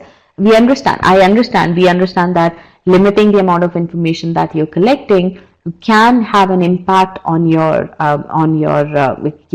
you may end, the researchers may end up ignoring certain part of information. But what are they saying? F&M, people who are recommending, F&M contend that such risk never entirely eliminable from research. What does that mean? Never entirely eliminable from research. What does that mean? That means that regardless of how much data you collect, you cannot eliminate the risk, which such a risk cannot be completely removed. That's what he's saying. Regardless of that's what F&M are saying. Would still be small, but the risk is still going to be small. Okay, that's what he's saying. The risk is going to be small. What is the relevance of this part? Only in research on entirely new treatments are new and unexpected variables likely to arise. Why has the author mentioned about the research on entirely new treatments? It is for these treatments that you do need more data. You do need to collect more data, right? But what he's saying is you can actually infer some information over here as well. What he's saying is that on most studies, the risk is going to be small, which means that you actually, because on most studies the risk is going to be small, what you can infer is that these researches on entirely new treatments are not as many in number. Okay, that's what he's saying. Okay. All right, so now let's move on to our next paragraph here. F&M proposed not only that researchers limit data collection on individual patients, okay, so he's kind of summarizing, the author is kind of summarizing what we have already read, that F&M are proposing not only that researchers limit data collection, but also that researchers enroll more patients in clinical trials. Now tell me one thing, this recommendation over here, the one that we discussed in the previous slide, about limiting the amount of data collection, does that recommendation go with simpler trial or larger trial? The recommendation to limit the amount of information collected, does that go into simpler trial or larger trial? Simpler trial, absolutely. And again, you have to see, the author, if I were making notes for this one, I would say, okay, per F&M, simpler and larger.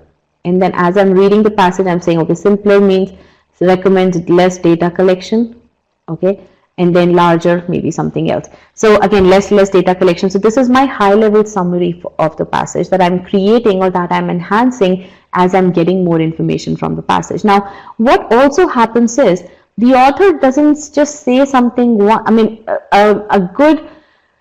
there's a revision that the author continues doing through the passage, in this passage specifically. That he himself said upfront, simpler and larger trial. So now when he's coming to the next paragraph, he's kind of summarizing what he said earlier, that okay, this not only that researchers limit data collections on individual patients, but also that researchers enroll more patients in clinical trials. Now this goes directly into the larger trial bit, okay, thereby obtaining a more representative sample of the total population with the disease under study. Now, so he's then giving a benefit of that. Often researchers restrict study participation to patients who have no ailments besides those being studied. Now, this is the characteristic of the treatment today, that the researchers limit the patients to only people who don't have that particular ailment. A treatment judged successful under these ideal conditions can then be evaluated under normal conditions. Now, this is what typically is done today. That first you do so the author is explaining the process today. The first study is on the patients who have no ailments, other than the ailment being studied. The second one is once you get the results from this one, then you apply it on under more normal conditions. What are normal conditions here? What does the author mean by normal conditions? And again, these are the kind of inferences that you have to draw as you're reading the passage. Linkages, what are normal conditions? Who have some other ailments too? Absolutely, not just the ailment. A normal condition is that a person doesn't just have one problem. The person can have a gamut of problems, right? Or a mixture of issues, right? So definitely practical conditions. That's what he's talking about. So in this particular part of the passage, he's explaining how the research is done currently, okay? And then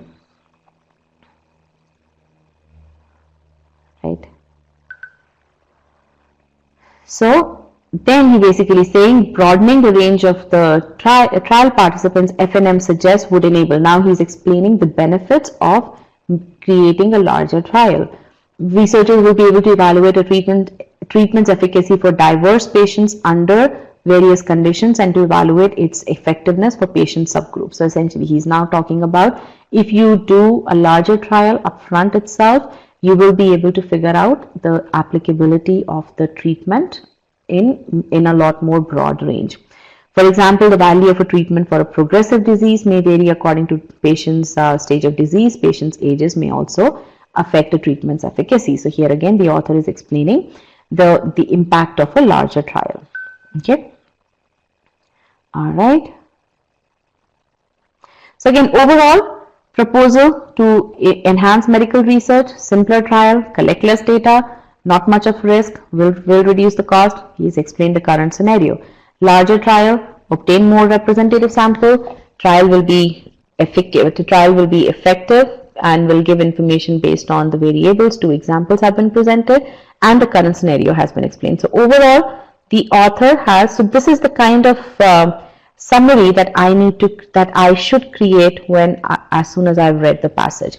Now, how many of you were able to get to this level of summary when you read the passage on your own?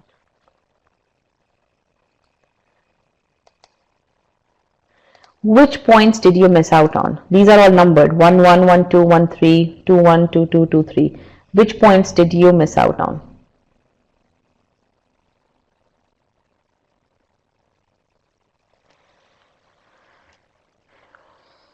Misunderstood 2, 2. Okay.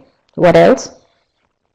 Everyone is saying 2, 2. Will give efficacy information based on variables. Misunderstood 2, 2.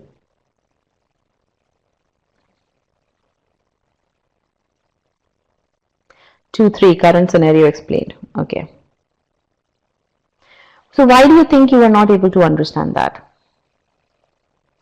Didn't write it down, tried to keep in mind I use symbols for everything. That's okay. I mean, I'm not saying you need to use the same kind of language. As long as you got that similar information, I'm good with that.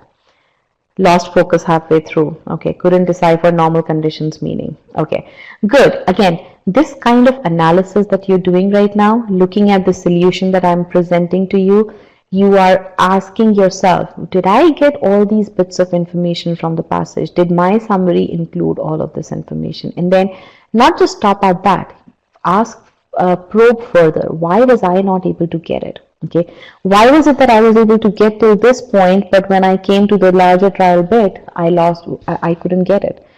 Is it that I lost focus? Is it that I started to rush through it? Again, those are the questions that you have to answer, that you have to ask yourself for every passage that you prepare.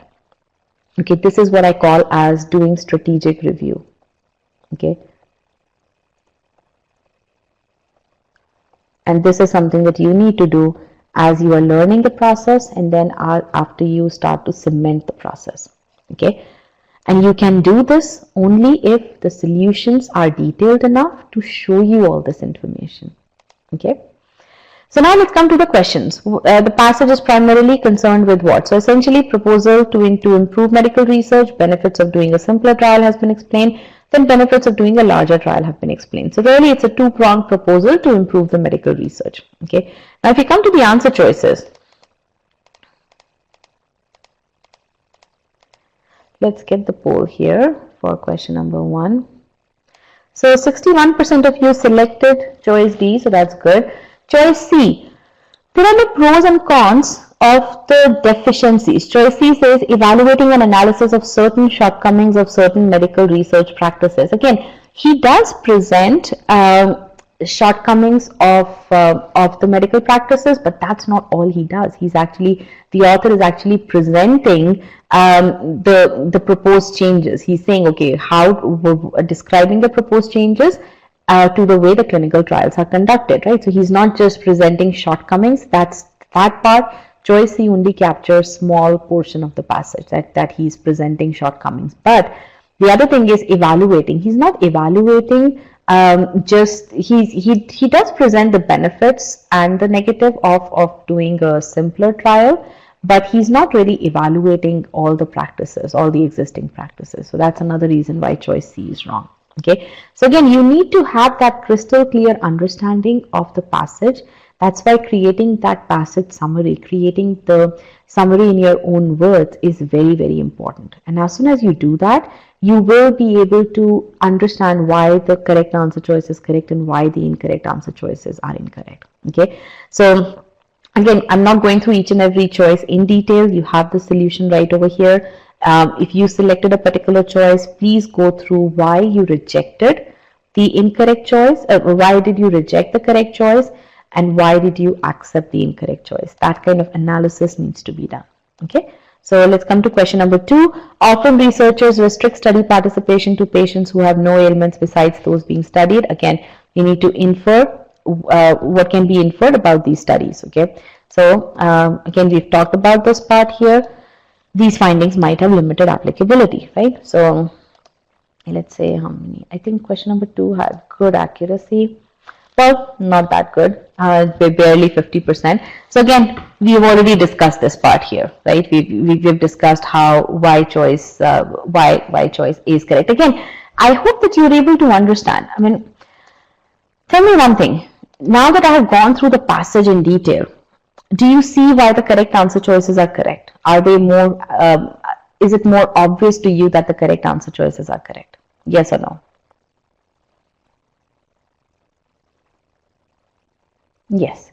And that's why I'm not even needing to, I don't even require to go through each and every answer choice. Again, there may be some doubts that you have, and you should come back to this particular passage over here. I will share the PDF with you, so you should definitely look at these solutions in detail. Okay, all right, so let me just carry further here. Question number 3 here, ideal conditions. So what was question number 3? Let's just read that question. What's the advantage of the current way of conducting studies by restricting participation to patients who have no other ailments over the proposed way to do a larger trial? So again, that's what is over here. Given way, limit participants to patients. These are ideal conditions. Proposed way is more variety of participants to get more normal conditions. So again, let's get to the correct answer here is choice C, as we discussed, would limit the number of variables researchers would need to consider. So again, here you need to draw that inference, right? What happens when you have limited set of participants? Well, what happens when you have participants who only have that particular ailment? You have fewer variables to consider, right? So that is the so that's the correct answer here. So again, what I want you to do is, whenever you read a question statement, first understand and summarize the question statement in your own words. Okay, that is very important. And then you go look at the pertinent part in the passage where you know that has been discussed, so that you can assimilate, you can contextualize that part over there. Okay, so again, ages. Again, I believe that for this one, the accuracy was high. Let's talk about question number 5. This is where the accuracy was very low. According to the passage, which of the following describe the result of the way in which researchers generally conduct critical trials? Okay. So again, which of the following is an outcome of the process to conduct clinical trials? Okay. So essentially, this is the gist of the entire passage. Okay. A lot more data is collected than required. That's one of the current things, and that's why the costs are more. And then conducted only in ideal conditions as the first run, and so application to real life is limited when you do the first trial. Okay, so again, this is something which you need to summarize in your own words from the entire passage, and then you go on to reviewing the answer choices. Now here, choice A. Now you have to read each and every answer choice to figure out whether it connects with the idea that you have. They expend resources on the storage of information. Absolutely. We are talking, the storage of information was talked about. Likely to be irrelevant to the study they are conducting. This is precisely what we talked about. This is one of the shortcomings of doing a more complex trial, of collecting so much of information. So this is correct. Okay. Now, in an RC passage, you always have, in an RC question, you always need to reject each answer choice on solid grounds, and that's applicable across the board for all of verbal, but a lot more in RC as well. They sometimes compromise the accuracy of their findings by collecting and analyzing more information than is strictly. Now, accuracy of the findings has not been talked about at all throughout the passage.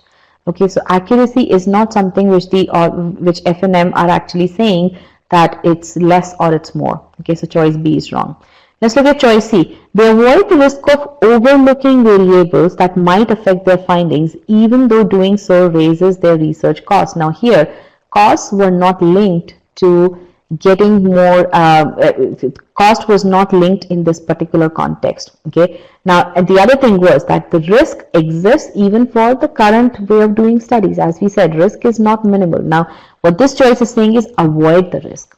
So avoiding the risk was not something that F&M said that these researchers do. I mean, there is always that research. They say that even if you collect more information, there's still that little risk that you're going to be overlooking something. So it's not avoidance of risk. So the risk is not completely eliminated. That's why this choice is wrong. Because they attempt to analyze too much information, they overlook facts that could emerge as relevant to their studies. There's nothing like this mentioned in the passage. That's why this choice is wrong. In order to approximate conditions typical of medical treatment, they base their methods of information collection on those used by hospitals. Again, the manner in which information is collected has not been talked about. So again, there are these questions that you have to evaluate each and every answer choice for, and you need to evaluate each and every answer choice for those questions. But before you do that, you need to also have in your mind, you need to pre-think the answer as well. You need to get that overall idea about the passage, about what the question is asking you as well. Okay, only then you will have the solid basis of evaluating each and every answer choice. Okay. So again, the key thing over here is, as you read the passage, you need to understand it thoroughly. You need to notice the linkages and you need to draw the inferences. Okay, I want you to look at, I will share the PDF with you, and I want you to spend more time on each and every slide of solution for this one. Okay, and I want you to probe into it yourself, that why did you make that mistake? Why were you not able to identify that? And that part is going to tell you how is it that you can get to that degree of precision in answering questions in RC. Okay, now the two things that you need, I do want to talk about your plan of action for reading comprehension. But first of all, are you guys convinced that applying these reading strategies is the way to improve your RC ability? Yes or no? Only then would it make sense for me to explain to you how is it that you can build your RC ability. Because if you're still not convinced, then regardless of what I say, you're going to do whatever it is that you feel like doing or you think is right. Okay, good. I'm glad that majority of you, almost everyone, is convinced. Okay, so again, the key thing over here is you need to master the method of reading slowly. You have to read slowly. If you don't read slowly, you're not reading the right way. Okay, and again, I know it may seem like an oxymoron, reading slowly in a time test like GMAT, but that is what works. Okay. The other thing is you need to utilize data to power your success. And what do I mean by that? I'm going to tell you. Okay. But yes, I know somebody already asked me about time, and I've already kind of addressed that. Read slowly in a time test. Let's talk about the timing part. So I'm going to show you, if you read fast, this is the kind of time that you spend, and tell me yes or no. If you're reading using your current reading method, you read the passage in about 2 to 3 minutes. And then for each question, you take about 1.5 minutes to answer the question. Is that correct? Yes or no? More or less? That's correct, time distribution, right? So in a sense, you are spending about 8.5 minutes. Again, this is on an average. Definitely, there are longer passages. You may take about 3 to 4 minutes, and accordingly, time to answer the entire passage would increase. But typically, that's what we've seen, about 8 minutes per passage. In an ESR as well, I see about 2 minutes, little less than 2 minutes per RC question, again leading to about 8 minutes per passage, right? So essentially, if you think about the amount of time that you're spending for the initial read of the passage, it's quarter of the entire time that you're spending on that particular RC passage, right? Now contrast that with the slow initial reading. Okay, When you read the passage slow, you're spending, instead of 2 minutes, you're spending 3 minutes on the passage. Again, this is for most passages. For some passages which are very, very dense, you may need to spend 4 minutes as well. Okay. But you're spending about 7 minutes per passage then. Now, why am I saying 7 minutes? Why have I changed this 1.5 minutes to 1 minute here per question? Because you are spending so much amount of the time on reading the passage up front. You don't need that much time to answer each question. So as I talked about, your amount of time actually remains the same or even reduces. Okay, I'm talking about 7 minutes per passage, and this is based on the successful students. This is the average amount of time that people spend, right? So what you're doing is you're simply changing the distribution of the time that you're spending. Your pie remains the same or even shrinks because as your ability improves. But even if we assume that it remains the same, what you're doing is you're changing the distribution of the time. Okay, so now as I said, for most passages that's the time. For some passages, if it's more complex, you may need 4 minutes. But in that case, because you're spending more time up front, your time to answer questions actually goes further down.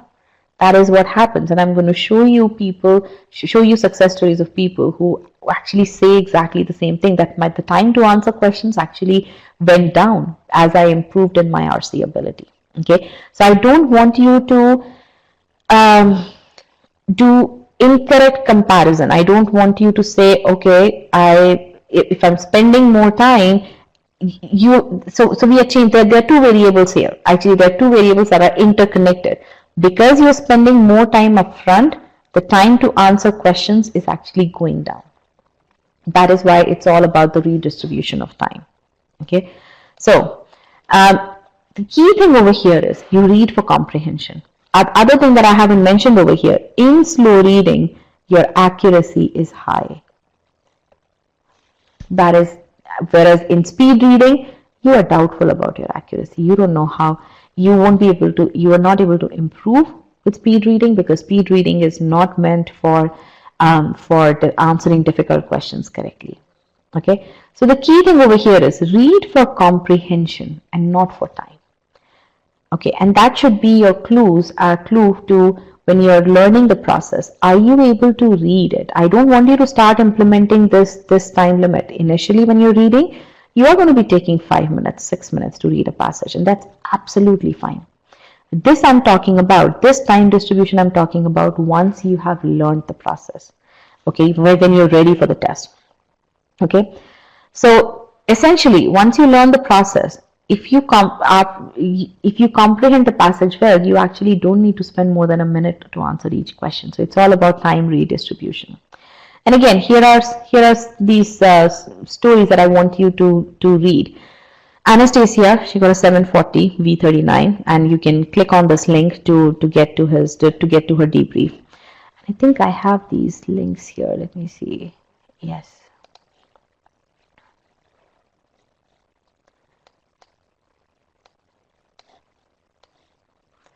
All right. So you can click on these links and then browse to those, and you can bookmark those for your review later. So you should read all the text, not only the first and the last sentence of each paragraph or any other way. So far I've been saying these things. Now I'm reading verbatim from these students, from these successful students. As long as you understand the whole paragraph, it takes only 30 to 50 seconds to answer each question. Moreover, the more you read, the greater is your skill. So I read all the official passages, bought a subscription for economists. Each article I tried to assess from different points of view, read to understand, analyze each part of information, understand why it is given, and then read with what we call as SC hat. Okay. Nishant, same story. What you have to realize is you have enough time to cover all questions. And again, everyone tries to, because it seems a little counterintuitive, but if you understand the basics behind it, it is actually very logical. Do not stress about the timing at all. Take 3+ minutes to read and understand and comprehend a short passage, and 4+ minutes for a long passage. This strategy has initial investment of time, but it's great when you deal with the questions. Using this strategy, I was able to answer RC questions within 45 to 60 seconds flat. Okay. And again, this is Nishant's ESR, and look at this ESR over here. 2 minutes per question, which means 8 minutes per passage. He read slowly and he read for comprehension. Okay, so again, I just want to make sure that you understand that the slow reading for comprehension does not take any more time. In fact, it improves your accuracy and it builds your confidence during the exam, and it can even reduce the amount of time that you take. Rohit, exactly the same thing. Rohit, he scored a 760. You can see his video debrief on YouTube. And actually, let me share those links as well. So I'll keep these links here for you so that you can take a look at, you can bookmark these. So before reading and applying reading strategies, he scored a V27. In case of reading comprehension, I was forced to read the passage multiple number of times for the reason I did not understand the passage the first time around, but after reading and applying the reading strategies in the attempt in which he got a V41, the need to read passages repeatedly in both CR and RC significantly decreased. Okay. Now, how does a 90th percentile scorer, how have all of these people prepared for reading comprehension? The first thing is they need to build the foundation skills, how to read a sentence by strategically pausing, and that's something which we teach in our master comprehension course. That's the first course that anyone who comes on the e-GMAT platform, if that person has less than 60 percentile accuracy, the person needs to go through the master comprehension course. If you already have a 60 percentile plus accuracy, then you don't need this, because then this is something which you intuitively have. Okay. So we teach you building blocks of the sentence, we teach you pause points. Where should you pause? Today I was pausing at multiple points. How would you know where to pause, right? So those are the things that we teach you. You learn those in these concept files, and then you apply those learnings on these application files right there and then. Okay. Now, the next thing is we have you go through the foundation block in the reading comprehension course. Today I took 3 passages, right? Now, I explained those reading strategies, that I introduced those reading strategies. I haven't explained them to you. I introduced and I demonstrated on a couple of passages. When you go through the foundation concepts in reading comprehension course, you actually go through each of these reading strategies plus more tactical strategies in detail through these concept files. And then you apply those on these 3 strategies practice files so that you learn how to apply those. Okay. So you do that. Once you do this, then you go through the question modules. Each and every question type has been explained in the concept files, and then you have the practice over here.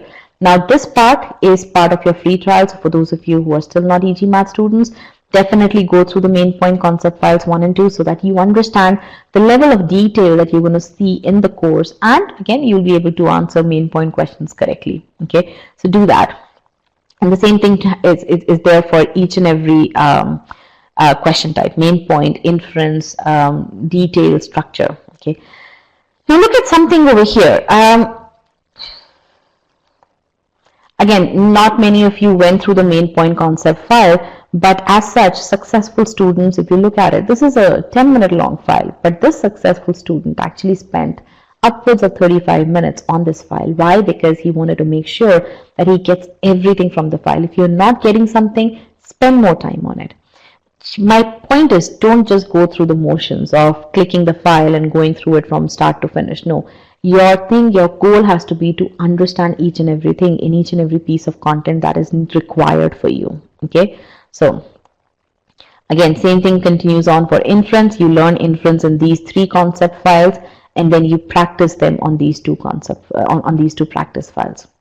Now, after we teach you all the concepts with regards to the question types, we then have you practice on application files. Okay, again, you can see the extent of application that's there, and this is something which you're not going to find anywhere, because people don't teach how to read. They teach how to game the system, or try to game the system, or how to utilize shortcuts, right? When you go through these application files, what you're going to realize, and even in the question concepts, what you're going to see is that how is it that each and every passage needs to be read. All of that has been dissected into smaller parts.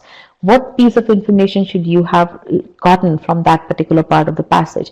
You'll have that detailed solution so that you can then verify where did you go wrong. Okay, and again, each file contains one passage with 5 to 8 questions, so you know you're going in the depths of that. Okay. Alright, now after you go through the course, you need to then cement your methods utilizing Scholaranium. After the course, you will get to around 70 percentile ability. Now to go from 70th percentile to 90th percentile ability, you need to perfect your ability. For that, you need to cement the methods. And for that, you need to solve questions in Scholaranium utilizing a step-by-step approach, and we coach you on what kind of quizzes you need to create. You create custom quizzes. You first take up medium level questions, 10 questions, let's say 2 or 3 passages. You solve those, and how to do strategic review of those questions is what we teach you, so that you can cement your methods in the right manner. Okay. So again, I'm emphasizing on this part over here, 2 minutes per question, 8 minutes per passage, and Rohit was reading slowly, and he was reading for comprehension. Okay, so he didn't take any more time than what you guys are taking today to solve questions. Now again, successful students, they focus on learning methods so that they can consistently solve difficult questions correctly, and they utilize data to guide them, and that's very, very important. And I want you to take this into context, and let me share this article as well with you. What causes success on the GMAT, and look at how Rohit prepared. Again, people who are successful, first of all, the system gives you these many feedback points. Okay, this is for SC. The similar thing is for RC. Okay, you get about 87 feedback points in SC course. Okay, now some of these are positive, some of these are not so positive, right? So the successful students take corrective actions right there and then, so that they make sure that they're learning the right way. Now the system tracks what's your conceptual ability and what's your ability from process standpoint, and successful students, they make sure that they have the right ability at each and every step. They don't basically say, okay, I got 60%, it's okay, I just made a silly mistake. No mistake is silly mistake for them, and that's the kind of rigor, that's the kind of precision that you need to have. Okay. So again, what causes success on the GMAT? Definitely look at this article so that you are well on your way to prepare the right way, to prepare the way successful students do.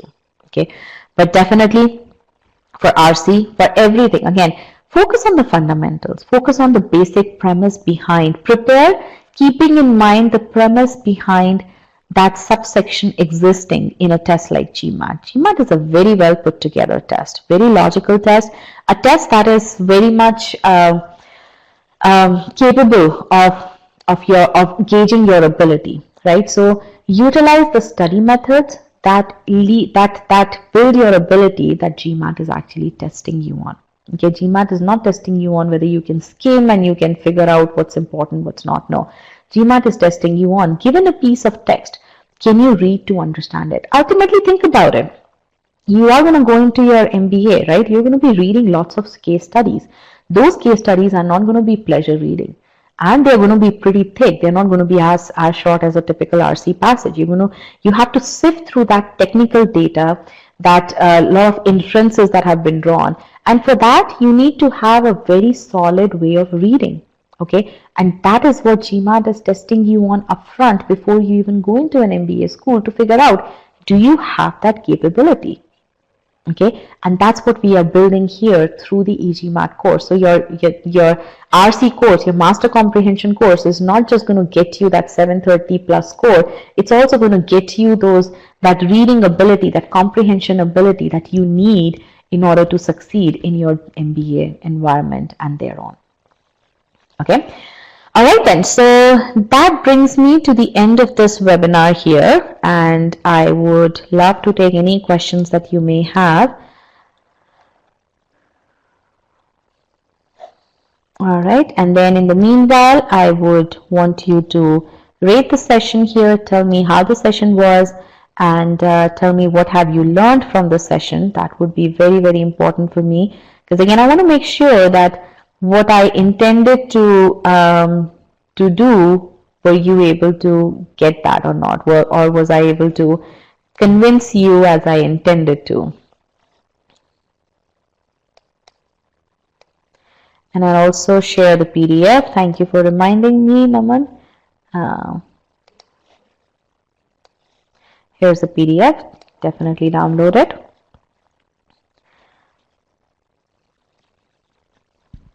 All right then, I don't see many questions here. Definitely register for the quant workshop. Okay, the links will be in your PDF. So I have a question here. What was the GMAT level for the RC passage question? It was a 700 level question. Okay.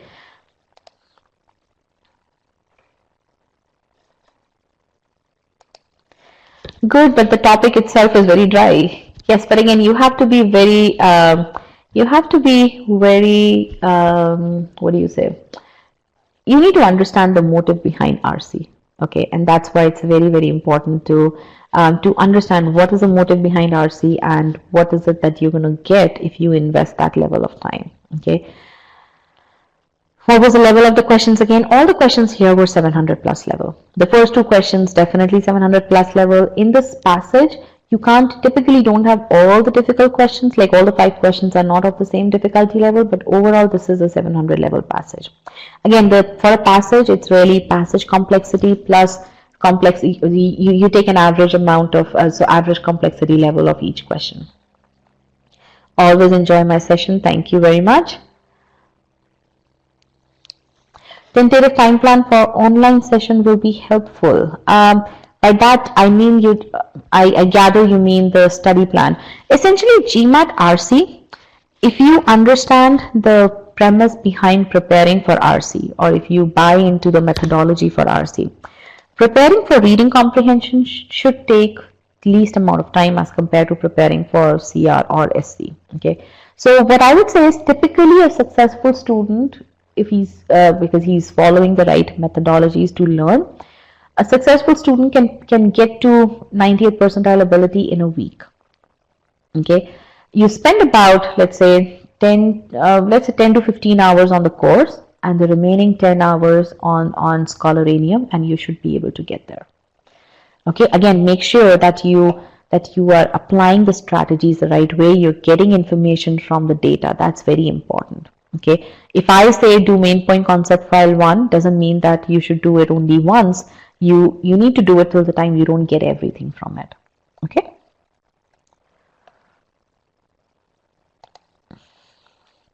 I have a question here. When I get any of my questions incorrect, it really does demotivate me, which makes me inconsistent in my preparation. I would say, Abhijit, it's how you take constructive feedback. You should take constructive feedback in your stride. Ultimately, what you're going to do is, what's important for you is to understand, yes, I've made a mistake, but it's okay for me to I am going to make mistakes right now so that I don't make mistakes on the GMAT. Okay. In fact, if you think about GMAT as a test, it's not that successful students have 100% accuracy. No. Successful students have close to 100% accuracy in easy and medium questions so that they can get to hard questions. GMAT is not, you don't need to be a perfect scorer. You need to show that you have the ability to answer difficult questions. Okay. So again, and especially when you're learning, when you're in the preparation mode, don't worry about answering questions incorrectly. But if you don't do anything about it, that is what is wrong. Whenever you answer a question incorrectly, do detailed strategic review. For an SC question, okay, you should be spending at least 10 minutes on every solution to review why is it that you answered that question incorrectly. For an RC passage, you should take much longer. I would say even 30 minutes per passage. Absolutely, definitely you should spend that much amount of time. Okay, so again, it's okay. You will answer questions incorrectly. That's something you're building a new skill.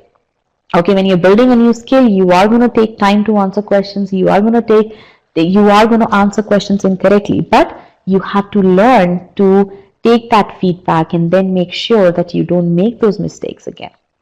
Okay. So good. My reading speed is really slow. This hurts my RC ability. How to improve that for the GMAT? You can go through the course. Your reading speed will. I'm not into those. I don't calculate reading speeds. Okay, I don't know what my reading speed is. The key thing is comprehension. Okay, Are you able to read and understand from it regardless of your speed? So again, go through the content, start from building the basics, okay? Start from building the basics of reading a sentence, then reading a passage, assimilating information in the passage, and then continue doing that as you are going from one passage to another. Okay, that's the way. We have done all that difficult stuff for you. I mean, the content is there, which keeps in mind that, okay, how is it a student starting from the basic level can get to the end level, or how is it a student who's starting from a decent level, let's say 60 percentile level, can get to that 90th percentile level. We have done all that stuff for you. All you have to do is start to embrace that methodology and start to make that work for you. Okay, am I going to do a similar SC theme webinar? Absolutely. I think I have another one scheduled in a couple of days. In fact, we are doing YouTube live sessions as well, so you should be looking at those also. Okay. All right, then. I believe that's about it. I'm going to end the session here. Okay, I have one more question. I'll take that and then I'm going to end this session here. Can you tell if many successful students who get 700 plus take notes while reading or not? Because it's a very time consuming strategy. Rodrigo, as I said, note taking is a very personal thing. When I say personal thing, everyone has a different way of approaching note taking. Again, understand what's the utility behind notes. It is to make sure that you get that 200% clarity of the passage, right? So note taking is very person dependent. So definitely you should take notes. 700 level people who are successful, they definitely take notes, but how they take notes varies from person to person. Okay, again, keep the end goal in mind. And as you go through the course, you will see that for every passage there are notes on the side that appear, so you can see, okay, what kind of notes we are taking, and then you can pick out habits from there, or you can then enhance those notes according to what your style is. Okay, all right, then with this I'm going to end this meeting here, and it was wonderful conducting this webinar for you. You've been a very engaging audience, and thank you for all your questions. So, you know, it's your questions, it's your inquisitive nature that really makes the session very productive for everyone. So thank you. All right, then, good luck, and let us know if you have any questions. Okay, if you have any questions with regards to your preparation, just send me an email at payal@e-gmat.com. Either me or one of my strategy experts will respond to you with your with personalized response. Okay, another thing, one more thing which I do want to end this session with: make sure that you create your own personalized study plan. Okay, don't follow study plans that other people have followed, because again, your study plan should be based on what your current abilities are. Okay, so take Sigma X mock test to figure out your current abilities if you don't know them from your ESR. Again, for those of you who have taken the GMAT, who have their ESR, you have your subsection abilities. But for those of you who haven't, take Sigma X mock test. It's there in your free trial. Get your subsectional abilities and then create your personalized study plan. Okay, all right then. With that note, on that note, I'm going to say good luck to all of you and let us know how we can help you. Bye-bye.